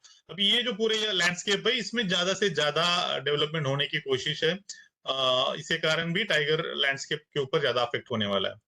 Shrinking habitats and blocking of corridors, बहुत सारे डेवलपमेंटल प्रोजेक्ट्स जिनको ना करना बहुत मुश्किल है, ऐसे कारण भी कॉरिडोर के ऊपर इम्पैक्ट ज्यादा रहेगा।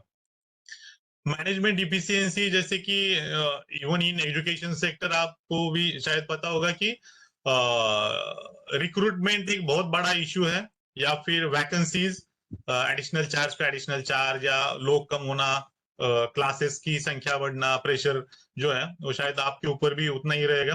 ओवरऑल गवर्नमेंट एजेंसीज के ऊपर जो है मैनेजमेंट में बहुत सारा लोड होने के कारण इफिशियंसी भी काफी अफेक्ट हो रही है। और डिसीज प्रिविलेंस जो है, जैसे कि अभी कैनाइन डिस्टेंपर जो है वो काफी एरिया में फैला था, उसके कारण भी वाइल्ड एनिमल के ऊपर, जैसे कोरोना आया था तो जू के कुछ wild animals, even in lion corona पाया गया था जिनकी डेथ हुई थी। और जो भी है मतलब जो भी अपने लोकल है विलेजर्स है, उनका भी काफी सारा इश्यूज है टाइगर के कारण, जिनको हमें डील करना चाहिए। तो ये मिटिगेशन मेजर के बारे में बात करते हैं। जैसे NH44 के बारे में मैं बात किया कि वाइल्ड एनिमल के लिए ओवरपास या अंडरपास बनाना। तो ये जो है वाइल्ड एनिमल के लिए अंडरपास है, मतलब गाड़ियां ऊपर से जाएगी। Excuse me.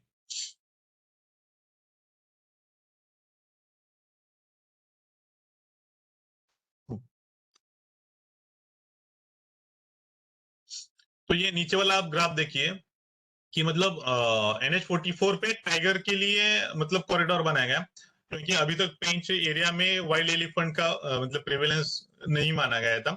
अभी बांधवगढ़ में आए, कान्हा में आए, नवेगांव नागजीरा में है, तो शायद if they think so elephant Pench Nagpur area में भी आ सकते हैं। तो ये जो एरिया है मतलब इसकी हाइट कितनी चाहिए, देखिए टाइगर के लिए 5.5 मीटर के आसपास हाइट चाहिए, और गौर अगर ये है तो इनके लिए एटलीस्ट 7 मीटर की हाइट चाहिए। तो इसमें ये इतनी हाइट क्यों चाहिए, ये एनिमल तो 2 मीटर का आसपास रहेगा मैक्स, लेकिन फॉर मतलब उनकी कन्वीनियंस के लिए, उनके कंफर्ट के लिए। और वाइल्ड एनिमल का एक रहता है कि अगर वाइल्ड एनिमल यहाँ खड़ा है तो उसको ये वाला एरिया क्लीन दिखना चाहिए, क्लियरली दिखना चाहिए। यहाँ नीचे अंधेरा अगर रहेगा तो एनिमल क्रॉस करने में थोड़ा सा हिचकिचाता है। कॉन्फ्लिक्ट के बारे में जो है कि जैसे एक हमारा ये था वॉकर के नाम से एक टाइगर को जाना गया था, टिपेश्वर में एक एरिया में मिला था जिसके ऊपर गले में फंदा फंसा था। तो उसको पकड़ के रेडियो कॉलर किया था कि वो किस एरिया में घूम रहा है देखने के लिए। तो T17 जो मतलब उसने 200 दिन में 1800 किलोमीटर, रिपीट 200 दिन में 1800 किलोमीटर, जिसमें 2 अलग अलग राज्य थे, 10 अलग अलग जिले थे और 2 बड़ी बड़ी रिवर थी, उनको क्रॉस करके उसने वो घूमा था। और अभी भी वो शायद अभी मराठवाड़ा सॉरी वेस्टर्न विदर्भा में है, अपना पैनगंगा वाला एरिया, पैनगंगा सेंचुरी जो है वाशिम के आसपास वाला एरिया, वहां पे है। आप ये देख सकते हैं वो मतलब टिपेश्वर से उसने शुरू किया था, वो अजंता एलोरा वाला जो एरिया औरंगाबाद का वहां तक गया था, वहां से फिर वापस आके ये पैंगंगा मयूरेश्वरी ये जो ये वाला एरिया है, यहाँ पे अभी वो सेटल हो रहा है। ये तेलंगाना में भी जाके आया था और इसको रेडियो कॉलर किया था, इसलिए हमें पता है। आप ये देखिए ये वाला एरिया मतलब फॉरेस्ट एरिया कुछ भी नहीं है, एग्रीकल्चर एरिया मोस्टली, लेकिन वहां से भी टाइगर जा रहा था। और ये टाइगर कहाँ है ये फॉरेस्ट डिपार्टमेंट को पता था, इसलिए ज्यादा मतलब लोगों में डर या दहशत इस टाइप वाला कोई मामला भी नहीं था, क्योंकि ये टिपिकल वाइल्ड एनिमल था। इसने जाते टाइम पे कहीं पे भी रेगुलर मतलब कैटल किल करना या ह्यूमन के ऊपर अटैक करना ऐसा कहीं किया नहीं। उसके कारण इसका जो टोटल मतलब जो भी वॉक चल रहा था उसका नई टेरिटोरी ढूंढने के लिए, वो काफी अच्छे से रिकॉर्ड हो पाया और अपने पास उसका अच्छा डाटा भी आया। तो ये देखिए बाद में उसने जब एरिया उसका फाइनल कर लिया कि हाँ मैं इसी एरिया में रहूंगा, तो उसने बहुत सारे एरिया उसी एरिया में घूम के उसने एक एरिया फाइनल कर लिया और वहीं का प्रेबेस जो है फिर बढ़ाने के बारे में डिपार्टमेंट ने सोचा। टाइगर कंजर्वेशन जो भी हम मतलब बात कर रहे हैं वो काफी एक्सपेंसिव है। दूसरा एक्सपांसिव है, मतलब पहले हम कोर करते हैं, फिर बफर, फिर इको सेंसिटिव जोन, फिर कॉरिडोर। तो मतलब शायद वाइल्ड एनिमल भी उस हिसाब से जितना कंजर्वेशन हो जाएगा उस हिसाब से पॉपुलेशन बढ़ेगी, उस हिसाब से उनको एरिया या हैबिटेट की जरूरत रहेगी। एक्सपेंसिव है क्योंकि बीइंग डेवलपिंग कंट्री हमें जो भी अपने डेवलपमेंट के ऊपर खर्चा करना है उतना ही खर्चा हमें अगर टाइगर रिजर्व या उसका एरिया या रिलोकेशन उसमें भी करना पड़ता है। पेनफुल टू लोकल पीपल, मतलब जो भी लोकल्स है उनके लिए टाइगर कंजर्वेशन थोड़ा बहुत मतलब पेनफुल ही है, क्योंकि राइट रिस्ट्रिक्ट होना, डेवलपमेंट के चांसेस उस हिसाब से कम होना, एम्प्लॉयमेंट जनरेशन जो है हम थोड़ा अलग तरीके से सोच के अभी बढ़ाने की कोशिश कर रहे हैं। दूसरा जो बेनिफिट जो है मतलब वहां के जो लोकल्स है उनके लिए कम है, बाकियों के लिए ज्यादा है। जैसे कि मतलब सिटी में रह के हम टाइगर रिजर्व घूमने के लिए जाते हैं, जिप्सी में घूम के वगैरह आते हैं, तो टाइगर रिजर्व होना चाहिए ऐसे हमें लगता है। लेकिन जो टाइगर के आसपास रहने वाले जो लोग हैं उनके लिए शायद ये इशू एक थोड़ा सा अलग हो सकता है। लेकिन कंजर्वेशन पेंस इनएविटेबल है, मतलब हमें वो करने ही है, क्योंकि बीइंग बायोडाइवर्सिटी रिचनेस मेंटेन करना for the future of human being, क्योंकि हमें अगर आगे जिंदा रहना है तो एटलीस्ट वाइल्ड स्पेसीज होनी चाहिए जिसके हम शायद ब्रीडिंग या जो भी कुछ इश्यू हो जिससे हम उनके हिसाब से सोच के कुछ तो भी कंजर्वेशन के लेवल में आगे बढ़ सकते हैं। एक्टिव मैनेजमेंट अगर हम कर ले तो इसको थोड़ा बहुत रिड्यूस कर सकते हैं, और लोकल का जो भी इश्यूज है उनको एटलीस्ट हम कॉम्पनसेट कर सकते हैं, टॉलरेबल मॉडल पे हम लेके जा सकते हैं। तो इसमें बहुत सारे जो है मतलब टाइगर को बचाने के लिए अलग अलग जो मोड हम कर रहे हैं उसमें से ये है पॉलिसी लेवल मेजर्स हम ले सकते हैं, मैनेजमेंट लेवल पे जैसे habitat management, conflict management, active management में हम यहाँ से टाइगर वहां लेके जाना, लीगल मेजर्स में जो अपना वाइल्ड लाइफ प्रोटेक्शन एक्ट है उसमें चेंजेस करना, मतलब for the conservation of tiger या फिर एनिमल को हेल्प हो सके इस हिसाब से उसमें प्रोविजंस करना। पार्टिसिपेटरी मेजर्स इसमें जैसे कि अभी मतलब सेवादल कॉलेज जैसे ये टिपिकल एक वाइल्ड लाइफ के बारे में प्रेजेंटेशन दे रहा है, तो इसके कारण एजुकेशन अवेयरनेस जो है ये जो बढ़ रहा है, जैसे आप आपके स्टूडेंट को बताओगे इस हिसाब से अगर अवेयरनेस बढ़ता है तो टाइगर कंजर्वेशन या वाइल्ड लाइफ कंजर्वेशन के बारे में लोग ज्यादा से ज्यादा अवेयर होंगे और वो इसमें एज अ स्टेक होल्डर करके पार्टिसिपेट होंगे। आउटरीच, साइंटिफिक मेजर्स, कोऑर्डिनेशन, अलग अलग एजेंसीज है, मतलब फॉरेस्ट और पुलिस एक साथ मिलके कोचिंग केस का जो भी उसको सुलझाना, ये जो भी गुत्थियां है इस हिसाब से अगर हम बढ़ते के एजेंसी जैसे हाईवे और फॉरेस्ट डिपार्टमेंट मिलके NHI का एक नया मॉडल मिटिगेशन का तैयार कर लिया, या समृद्धि पे कुछ मिटिगेशन मेजर्स कर लिए, ट्रांस बाउंड्री मेजर्स है जैसे नेपाल और इंडिया दोनों का एक टाइगर रिजर्व अलग अलग तौर से वो मैनेज कर पा रहे हैं। मल्टी स्टेक होल्डर, मतलब बहुत सारी एजेंसीज टाइगर रिजर्व में चाहिए। Being a national animal, tiger को बचाना जस्ट फॉरेस्ट डिपार्टमेंट का कुछ काम नहीं है, सभी एजेंसी, सभी डिपार्टमेंट और सभी लोग, सभी का मिलके ये काम है, जिसमें मतलब बहुत सारी अलग अलग स्ट्रेटेजी है। क्योंकि जैसे मैंने बताया कि मतलब माइन चाहिए या हाईवे चाहिए, कैनल चाहिए, एग्रीकल्चर डेवलपमेंट चाहिए, इलेक्ट्रिक लाइन चाहिए, ये सभी चीजें टाइगर कंजर्वेशन या वाइल्ड लाइफ कंजर्वेशन को अफेक्ट करती है। तो आपको ये चीजें चाहिए या नहीं चाहिए ऑप्शन नहीं है, क्योंकि बहुत सारी चीजें फॉर पॉपुलेशन जितना बढ़ रहा है उनके एटलीस्ट फंडामेंटल जो भी जरूरत है उनको पूरा करने के लिए हमें ये चीजें चाहिए। तो एटलीस्ट हम सब मिलके अगर इनको मिटिगेट करने के बारे में सोचें तो ये अच्छे से मतलब हम वाइल्ड लाइफ कंजर्वेशन कर पाएंगे। अभी हम क्या कर सकते हैं, जैसे कि कैरिज्मेटिक एनिमल टाइगर है, तो जैसे हम बोलते हैं कि अगर विदर्भा या पर्टिकुलरली टाइगर रिजर्व के जो लोग हैं, अगर आपको डॉलर कमाना है तो टाइगर टूरिज्म एक बहुत अच्छा सुझाव है इसमें। तो टूरिज्म के बारे में डिपार्टमेंट मतलब अच्छे से काम कर रहा है। टाइगर रिजर्व के कारण टूरिज्म बहुत सारे एरिया में बढ़ रहा है। जैसे ताडोबा में अगर देखा जाए तो जो भी ताडोबा में माइनिंग के कारण एम्प्लॉयमेंट था, उतना ही एम्प्लॉयमेंट टाइगर के कारण भी अभी बढ़ रहा है। कोर बफर एरिया जो है, मतलब टाइगर रिजर्व में बहुत सारे लोगों को रहता है कि टाइगर रिजर्व के कोर एरिया में मतलब कुछ भी ये नहीं हो रहा या नहीं कर सकते, या बफर में भी कुछ नहीं कर सकते। लोगों को समझाना बहुत सारी बार इशू होता है। तो कोर और बफर में जस्ट आप लोगों के लिए जस्ट की everything restricted unless permitted in core, everything permitted unless restricted in buffer. मतलब टाइगर रिजर्व के कोर एरिया में आप सभी चीजें रोकी है जो परमिटेड नहीं है, और बफर में सभी चीजें परमिटेड है जो रोकी नहीं गई है। तो उसका एक लिस्ट भी बन जाता है इको सेंसिटिव जोन में। इसी हिसाब से रेगुलेटेड रिस्ट्रिक्टेड एक्टिविटीज हमें देते हैं। तो ये कोर एरिया में हम जो रिस्ट्रिक्ट कर रहे हैं उसका पेट्रोलिंग के हिसाब से हम मैनेजमेंट करते हैं। तो एडवांस टेक्निक्स में हम ये भी अभी की जो भी हम अंदर पेट्रोलिंग कर रहे हैं, जंगल के अंदर जो भी घूम रहे हैं, तो उनको हम अलग अलग हिसाब से मैप करते हैं। हम कितना पेट्रोलिंग किया वो भी जीपीएस रीडिंग है, जीपीएस ट्रैक के हिसाब से मॉनिटर होता है। जो भी अपने वाइल्ड एनिमल के बारे में सर्वे हो रहे हैं वो भी ऐप के ऊपर है। जो भी डाटा सीधा आता है वो wild life institute of India को जाता है और महाराष्ट्र फॉरेस्ट डिपार्टमेंट के पास रहता है।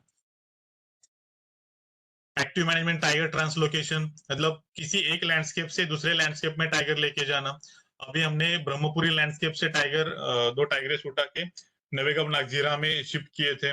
वैसे ही एमपी में भी हुआ था, सतपुड़ा से लेके उन्होंने उड़ीसा में टाइगर शिफ्ट किए थे। या भी हम देख सकते हैं कि अफ्रीका से चीते लाके हमने यहाँ मध्य प्रदेश में एक्टिव मैनेजमेंट का वो एक एक्सपेरिमेंटल था कि अफ्रीकन चीता था, इसलिए एक्सपेरिमेंटल बेसिस पे कुछ चीजें की गई थी।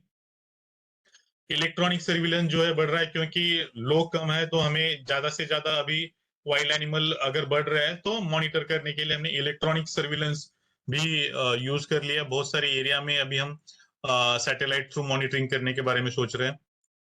रिलोकेशन के बारे में जो मतलब जो गांव थे, गांव को बाहर जाके उनको अच्छे मकान दे दिए ताकि फॉरेस्ट के ऊपर इनका जो प्रेशर है, मतलब इसमें देखिए आप बहुत सारी लकड़ी ये वो जो लगती है वो रेगुलरली मतलब एनुअल बेसिस पे वो कट करके लेके आते हैं।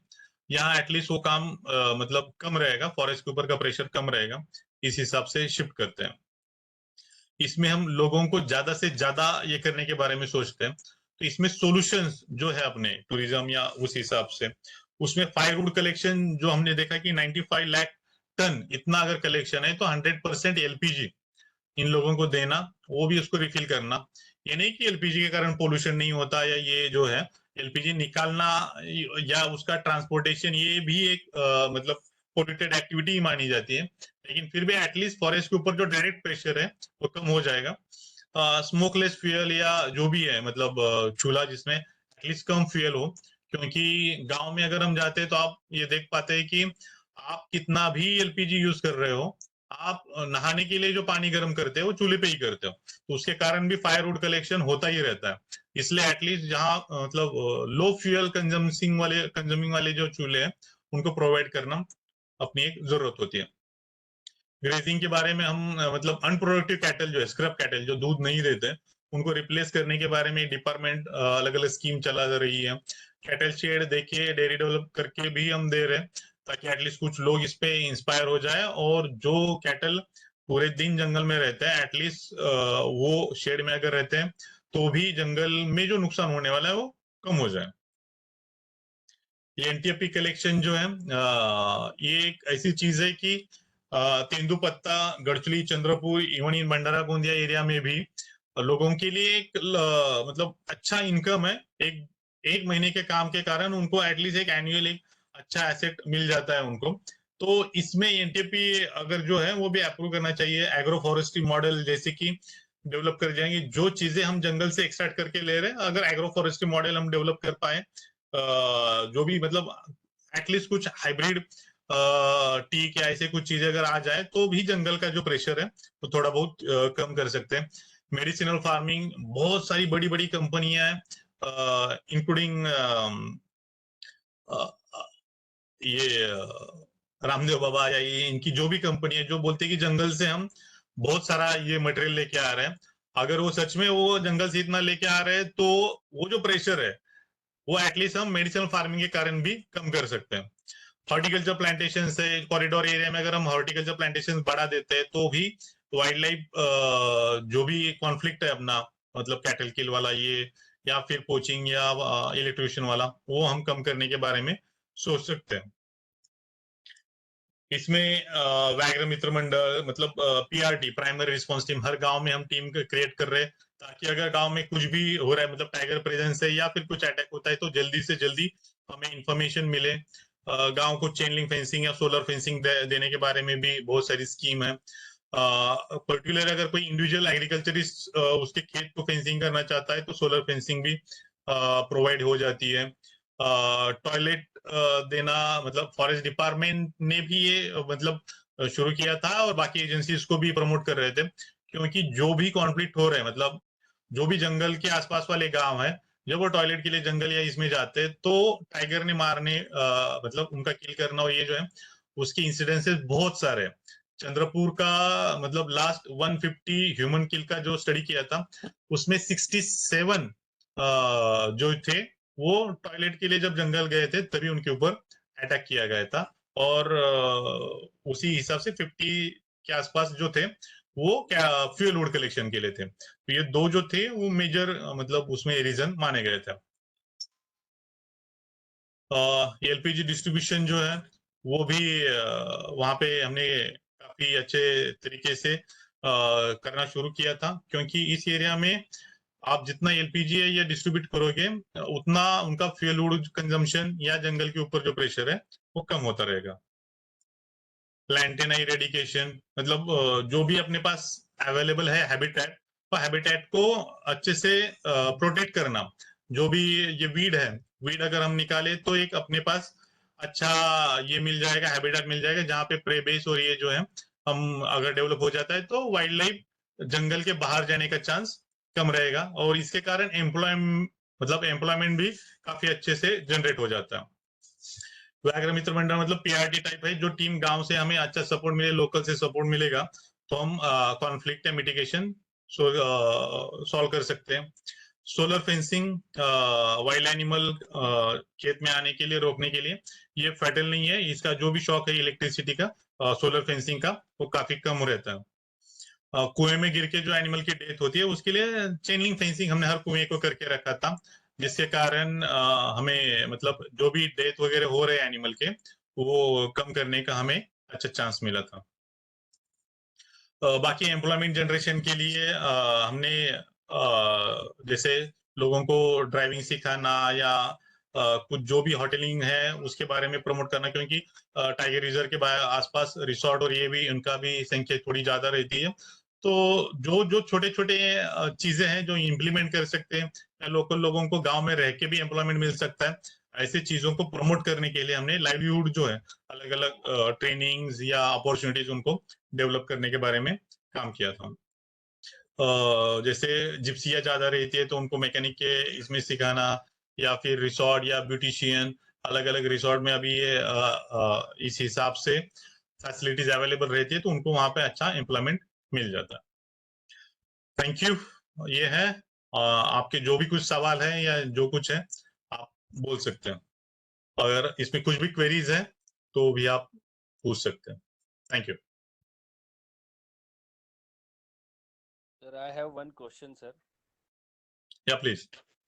सर जैसा कि आपने बताया कि एलपीजी का उनको डिस्ट्रीब्यूशन किया है, तो वो जी। प्रॉपर तो फिर यूज कर पाते हैं या फिर थोड़े दिन यूज करने के बाद में फिर वो जंगल की तरफ फिर अपना रास्ता देख? हाँ, तो इसमें एक्चुअली हम क्या कर रहे थे इनको कि आप इसमें ये देख सकते हैं, हम 4 साल तक उनको रिफिल करा के दे रहे हैं, क्योंकि आदत लगनी चाहिए तभी हो पाता है। और अभी इस हालात में जैसे मतलब जो इसका अभी प्राइस एक्सलेट हुआ है, उसके कारण हम अभी उनको बायोगैस पे भी लेके जा रहे हैं कि बायोगैस, क्योंकि उनके पास कैटल है, क्योंकि जनरली क्या है, ये कैटल गांव में या घर में नहीं रखते थे, वो जंगल में बेचते थे, उसके कारण डंग कलेक्शन भी यहाँ नहीं होता था। तो हम एटलीस्ट उनको अभी ये मतलब शेड, कैटल शेड जो है वो प्रमोट कर रहे हैं ताकि डंग कलेक्शन हो जाए और बायोगैस जो है वो ज्यादा से ज्यादा इसमें यूज आ जाए, क्योंकि एटलीस्ट आपको एक आदत लगनी चाहिए, इसलिए 4 साल तक उनको हम रिफिल दे रहे थे। जी सर। सर और जैसा आपने बताया कि जो जैसे वहाँ के प्रॉपर है, आवाज नहीं आ रहा था, प्लीज।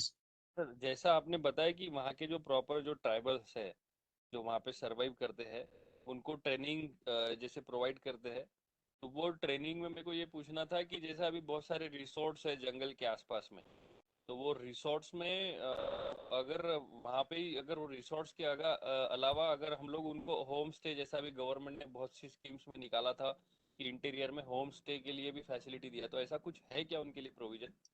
हाँ, बहुत सारी स्कीम है, होम स्टेज भी प्रोवाइड करते हैं, लेकिन आप ये देखिए होम स्टे में लिमिट है, मतलब आप हर गांव में 100 होम स्टे करोगे तो कुछ फायदा नहीं होगा।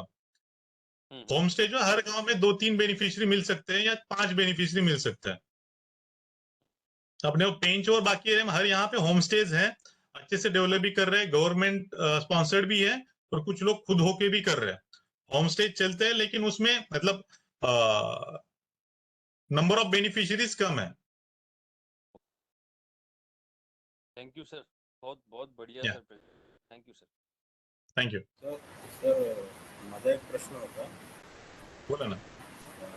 हे जे आता कृषी क्षेत्रात जे म्हणजे जंगली भागाचा सोडून जे बाकी कृषी क्षेत्र आहे, त्या क्षेत्रात जंगली जनावरांचा प्रभाव खूप वाढलेला आहे, म्हणजे त्यांचं पॉप्युलेशन खूप मोठ्या प्रमाणात वाढलेलं आहे आणि त्यामुळे शेतकऱ्यांचं आर्थिक नुकसान मोठ्या प्रमाणात होते, म्हणजे शेतकऱ्यांच्या आर्थिक नुकसानीच्या याच्यात ते सुद्धा एक कारक आहे.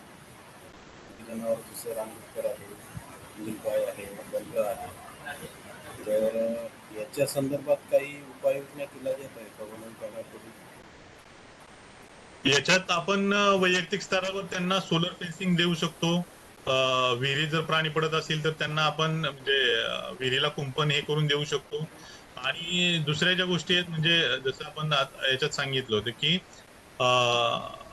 क्रॉप कॉम्पन्सेशन आणि हे जे काय आपण आरटीएस म्हणजे राईट टू सर्व्हिस मध्ये, म्हणजे तुम्ही अप्लाय करणं, तिथे जाऊन इन्स्पेक्शन करणं आणि तुम्हाला पैसे मिळणं, ही गोष्ट त्यात आपण देतोय.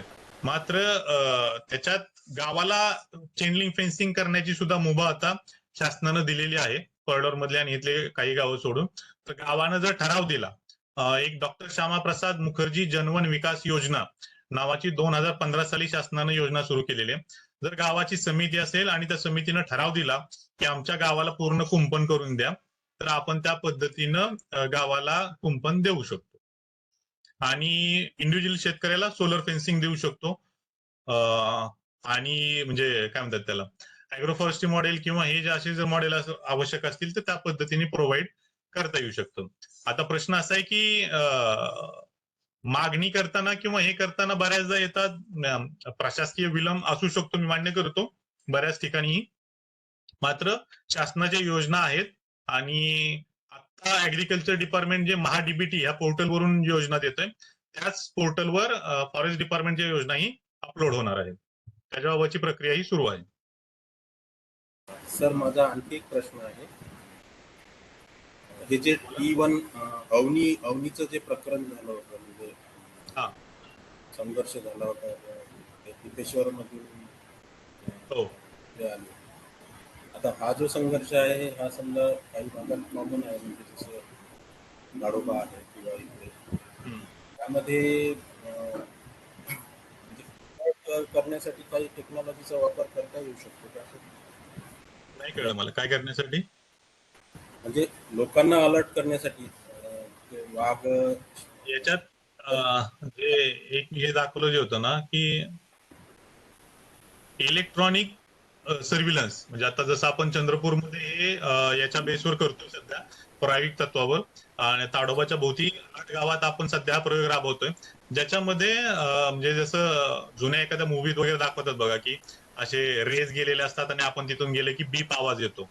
त्या पद्धतीनं इथं रेज असतील ज्याच्यातून कुठलाही वॉर्म ब्लडेड अॅनिमल जर मूव्ह झाला तर त्याचा तो बीप येईल आणि त्याचा फोटो सुद्धा मिळेल.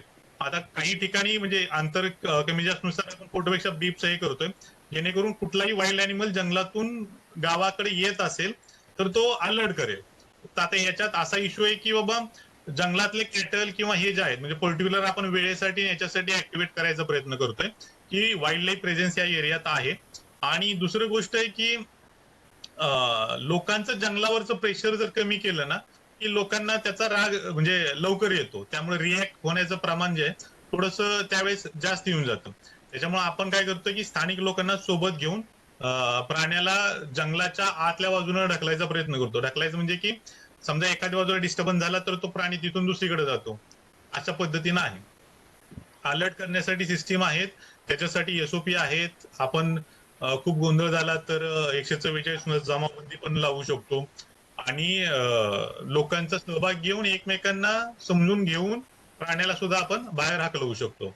अवनीला मारण्याच्या बाबत किंवा ह्याच्या बाबत बऱ्याच लोकांच्या मनात किंवा ह्याच्यात गैरसमज असतात, पण एक लक्षात घ्या की जेव्हा अॅनिमल इनऍक्टिव्ह असतो म्हणजे त्याला इनकॅपॅसिएट होतो ह्युमन किलसाठी सॉरी वाईल्ड किलसाठी, त्यावेळेस मनुष्य हानीचा प्रकार घडू शकतो.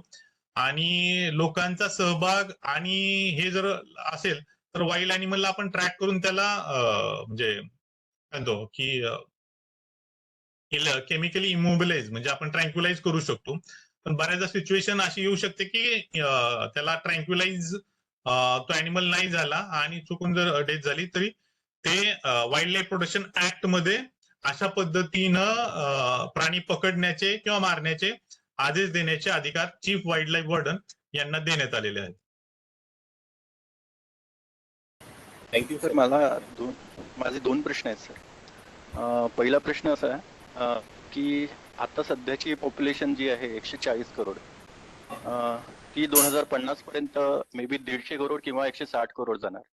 तर आपलं जे रिझर्वड फॉरेस्ट आहे ते ऍग्रिकल्चर लँड मध्ये कन्वर्ट करू शकणार की काय? कारण की कसं कन्झर्व करणार? कारण की सस्टेनेबल डेव्हलपमेंट मध्ये आपण ह्या गोल मध्ये बघतो की प्रत्येकाला अन्न मिळालं पाहिजे. तर जर पर कॅपिटा वाढली तर ऍग्रिकल्चर लँड सुद्धा वाढायला पाहिजे. तर फॉरेस्ट डिपार्टमेंट काय विचार करतो की म्हणजे कसं डील करतो की पॉप्युलेशन वाढल्यानंतर कसं कन्झर्व करणार? नाही, हेच डिपार्टमेंट पुढचा सगळ्यात मोठा प्रश्न तोच आहे. कारण सध्या शेतकरी स्वतःच्या शेतात स्वतः लावलेलं झाड ठेवायला तयार नाहीयेत. त्याच्यामुळे काय झालंय की जंगल फक्त एकमेव जागा अशी राहील जिथं झाडांचं प्रमाण आहे. म्हणजे इव्हन आता फॉर दॅट मॅटर गुजरात आपल्यापेक्षा ट्री आउटसाइड फॉरेस्ट मध्ये जास्त म्हणजे शेतात असलेल्या झाडांविषयी. त्याच्यामुळे आपण सध्या काय करतोय म्हणजे जी पॉलिसी असणार आहे जी आता नवीन ह्याच्यात पण येईल की प्रमोटिंग अॅग्रो फॉरेस्ट्री मॉडेल, जे याच्यात तुम्हाला स्क्रीन दिसते. Yes sir, yes sir. हा, अॅग्रो फॉरेस्ट्री मॉडेल असेल किंवा मेडिसिन फार्मिंग, हॉर्टिकल्चर प्लांटेशन असतील, हे जे आहेत अशा पद्धतीनं आपण कॉरिडॉर किंवा ऍग्रिकल्चर एरिया वाढवायचा प्रयत्न करतोय. कारण ट्री आउटसाइड फॉरेस्ट वाढल्याशिवाय फॉरेस्ट एरिया आपल्याकडे 33% कधी होणार नाही.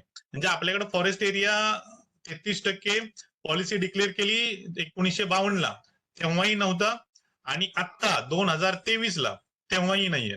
33% करायचं असेल तर ऑलमोस्ट 12% ऍग्रिकल्चर एरिया आपल्याला घेणं आहे आणि त्याच्यात अॅग्रो फॉरेस्ट्री किंवा हॉर्टिकल्चर प्लांटेशन अशा पद्धतीचा एरिया, तोही टार्गेटेड एरियामध्ये म्हणजे कुठेतरी पॅचेस मध्ये न करता कॉरिडॉर एरिया असतील त्याला प्रेफरन्स देऊन हे ते करणं अपेक्षित आहे. याच्यासाठी शेवटी कॉम्पन्सेट म्हणजे ज्या शेतकऱ्याला भात लावायचा आहे त्याला जर आपण हॉर्टिकल्चर करायला लावत असू आणि त्याला ते येत नसेल तर त्याला ते शिकवणं अपेक्षित आहे किंवा काही वर्षासाठी त्याला त्या पद्धतीनं पैसा देणं अपेक्षित आहे. आजच्या प्रेझेंटेशन मध्ये मी तो इश्यू हे नाही घेतला ज्याच्यात कार्बन क्रेडिटची सिस्टीम जी आहे ते आपण म्हणजे फॉरेस्ट डिपार्टमेंट सध्या प्रायोगिक तत्वावर राबवतोय, ज्याच्यामध्ये ज्याच्या शेतात झाडं असतील जेव्हा मोठा प्रोजेक्ट एखादा होईल त्यावेळेस प्रत्येक झाडाचे पैसे त्याला मिळतील. शेवटी कुठल्याही व्यक्तीला त्याचा होणारा तोटा जर पैशात भरून दिला तर तो माणूस समाधानी होऊ शकतो काही प्रमाणात. बरोबर. त्यामुळे आपण तो मॉडेल डेव्हलप करायचा प्रयत्न करतोय. कार्बन क्रेडिट एनकॅश करून त्या व्यक्तीला प्रत्येक झाडानुसार काही स्वरूपात तरी मोबदला मिळावा, जेणेकरून ते लोक त्यांच्या शेतात झाडं ठेवतील. आणि हे म्हणजे पॉलिसी लेवलचा डिसिजन आहे पूर्ण भारतभरासाठी. त्याच्यावर प्रायोगिक तत्वावर म्हणजे चर्चा सुरू आहेत इम्प्लिमेंट करण्यासाठी, कारण शेवटी आर्थिक धोरणं आहेत. केंद्र स्तरावरचा किंवा राज्य स्तरावरच्या मोठ्या स्तरावरचा तो विषय, पण ऍटलिस्ट याच्या बाजूनं म्हणजे प्रयोग आणि चर्चा सुरू आहेत. पेंचमध्ये आपण जवळपास 57,000 कार्बन क्रेडिट आपल्याला अॅन्युअली मिळतात आणि मे बी पुढल्या मार्च पर्यंत त्याचे जवळपास 15 कोटी रुपये मिळतील, जे आसपासच्या 44 गावात वाटले जातील. म्हणजे जेव्हा ते पैसे येतील वाटले जातील त्यानंतर म्हणजे त्याचा अभ्यास करून की बाबा किती झाडांना किती मिळाले किंवा काय, त्या स्तरावर आपण म्हणजे त्याचा थोडासा मोठ्या लँडस्केपवर विचार करू शकतो. आणि सर दुसरा प्रश्न असा आहे की साधा प्रश्न आहे. म्हणजे वाघांना आपण म्हणजे जो सामान्य माणूस आहे तो वाघ म्हणजे वाघ, त्याला ऍक्च्युली दोन वाघांमध्ये डिफरन्स नाही कळत. तर सर तुम्ही कशी काय ऍक्च्युली तो स्पेसिस ओळखता, म्हणजे वाघांना ओळखता की तो C1 आहे की जय आहे की काय? Just minute. ही जी स्लाइड आहे याच्यात बघा की आपण जसं आपल्या हातावरच्या रेषा असतात तसं वाघाच्या अंगावरचे जे पट्टे आहेत ते प्रत्येकाचे युनिक आहेत. कुठल्याच वाघाच्या अंगावरचे पट्टे सेम नसतात. त्याच्यामुळं म्हणजे प्रत्येक वाघाचा आपण त्या कॅमेरा ट्रॅप मध्ये जे फोटो घेतो ना, त्या फोटोला असं इव्हॅल्युएट करतो आणि त्या इव्हॅल्युएटच्या आधारे आपण हे करतो या काय म्हणू शकतो आपण त्याला, म्हणजे प्रत्येक वाघाला नंबर देतो. वाघाला नाव डिपार्टमेंट देत नाही. अच्छा. त्याला नंबर देतो आम्ही. जसं आता PTRMS किंवा जसं PKT1 अवणीचं जे नाव होतं ते PKT1 होतं, पांढरकवडा टायग्रेस 1 असं त्याचं नाव होतं. Thank you sir. Hello sir. बोला. सर आपने गोल्डन टाइगर का बताया था, उसका कंसेप्ट थोड़ा सा रिपीट कीजिए सर. गोल्डन टाइगर जो है वो मतलब अभी काजीरंगा में स्पॉट हुआ था.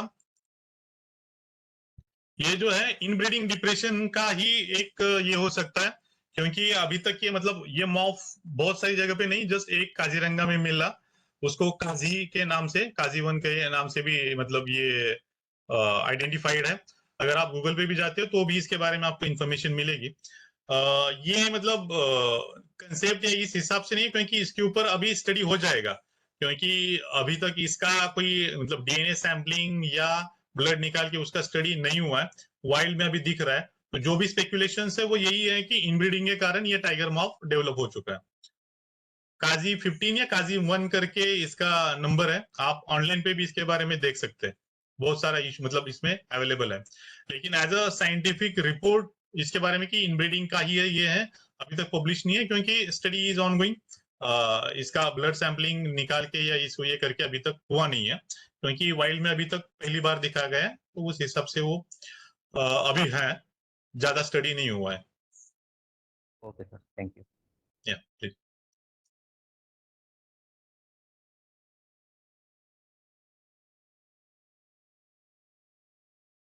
Participants, any more questions? Hello. Yes sir.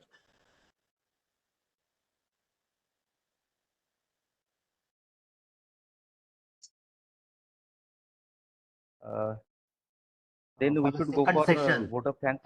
Yeah, please. Thank you, sir. Good afternoon to Honorable Coordinator, UGC HRDC Nagpur, today's guest speaker, and my dear participants. On the behalf of UGC HRDC Nagpur, I would like to thank our guest speaker, Mr. Atul Devkar sir, for enlightening us with their knowledge. Today's session was full of new knowledge and interesting things on advanced technique in wildlife management, especially on tiger habitat and their conservation. Thank you, sir. I would like to thank Professor Praveen Mishram sir, coordinator of refresher course in environmental science, Sevadal Mahila Mahavidyalaya, Nagpur, for giving me this opportunity to propose vote of thanks and organizing such a great session for us. Finally, I want to express my heartfelt gratitude to all the participants present here. Thank you. Thank you, sir. Okay, Dr. Amit, Thank thank you. you very much. Thank you, Dr. Atul. Thank you, sir. Thank you.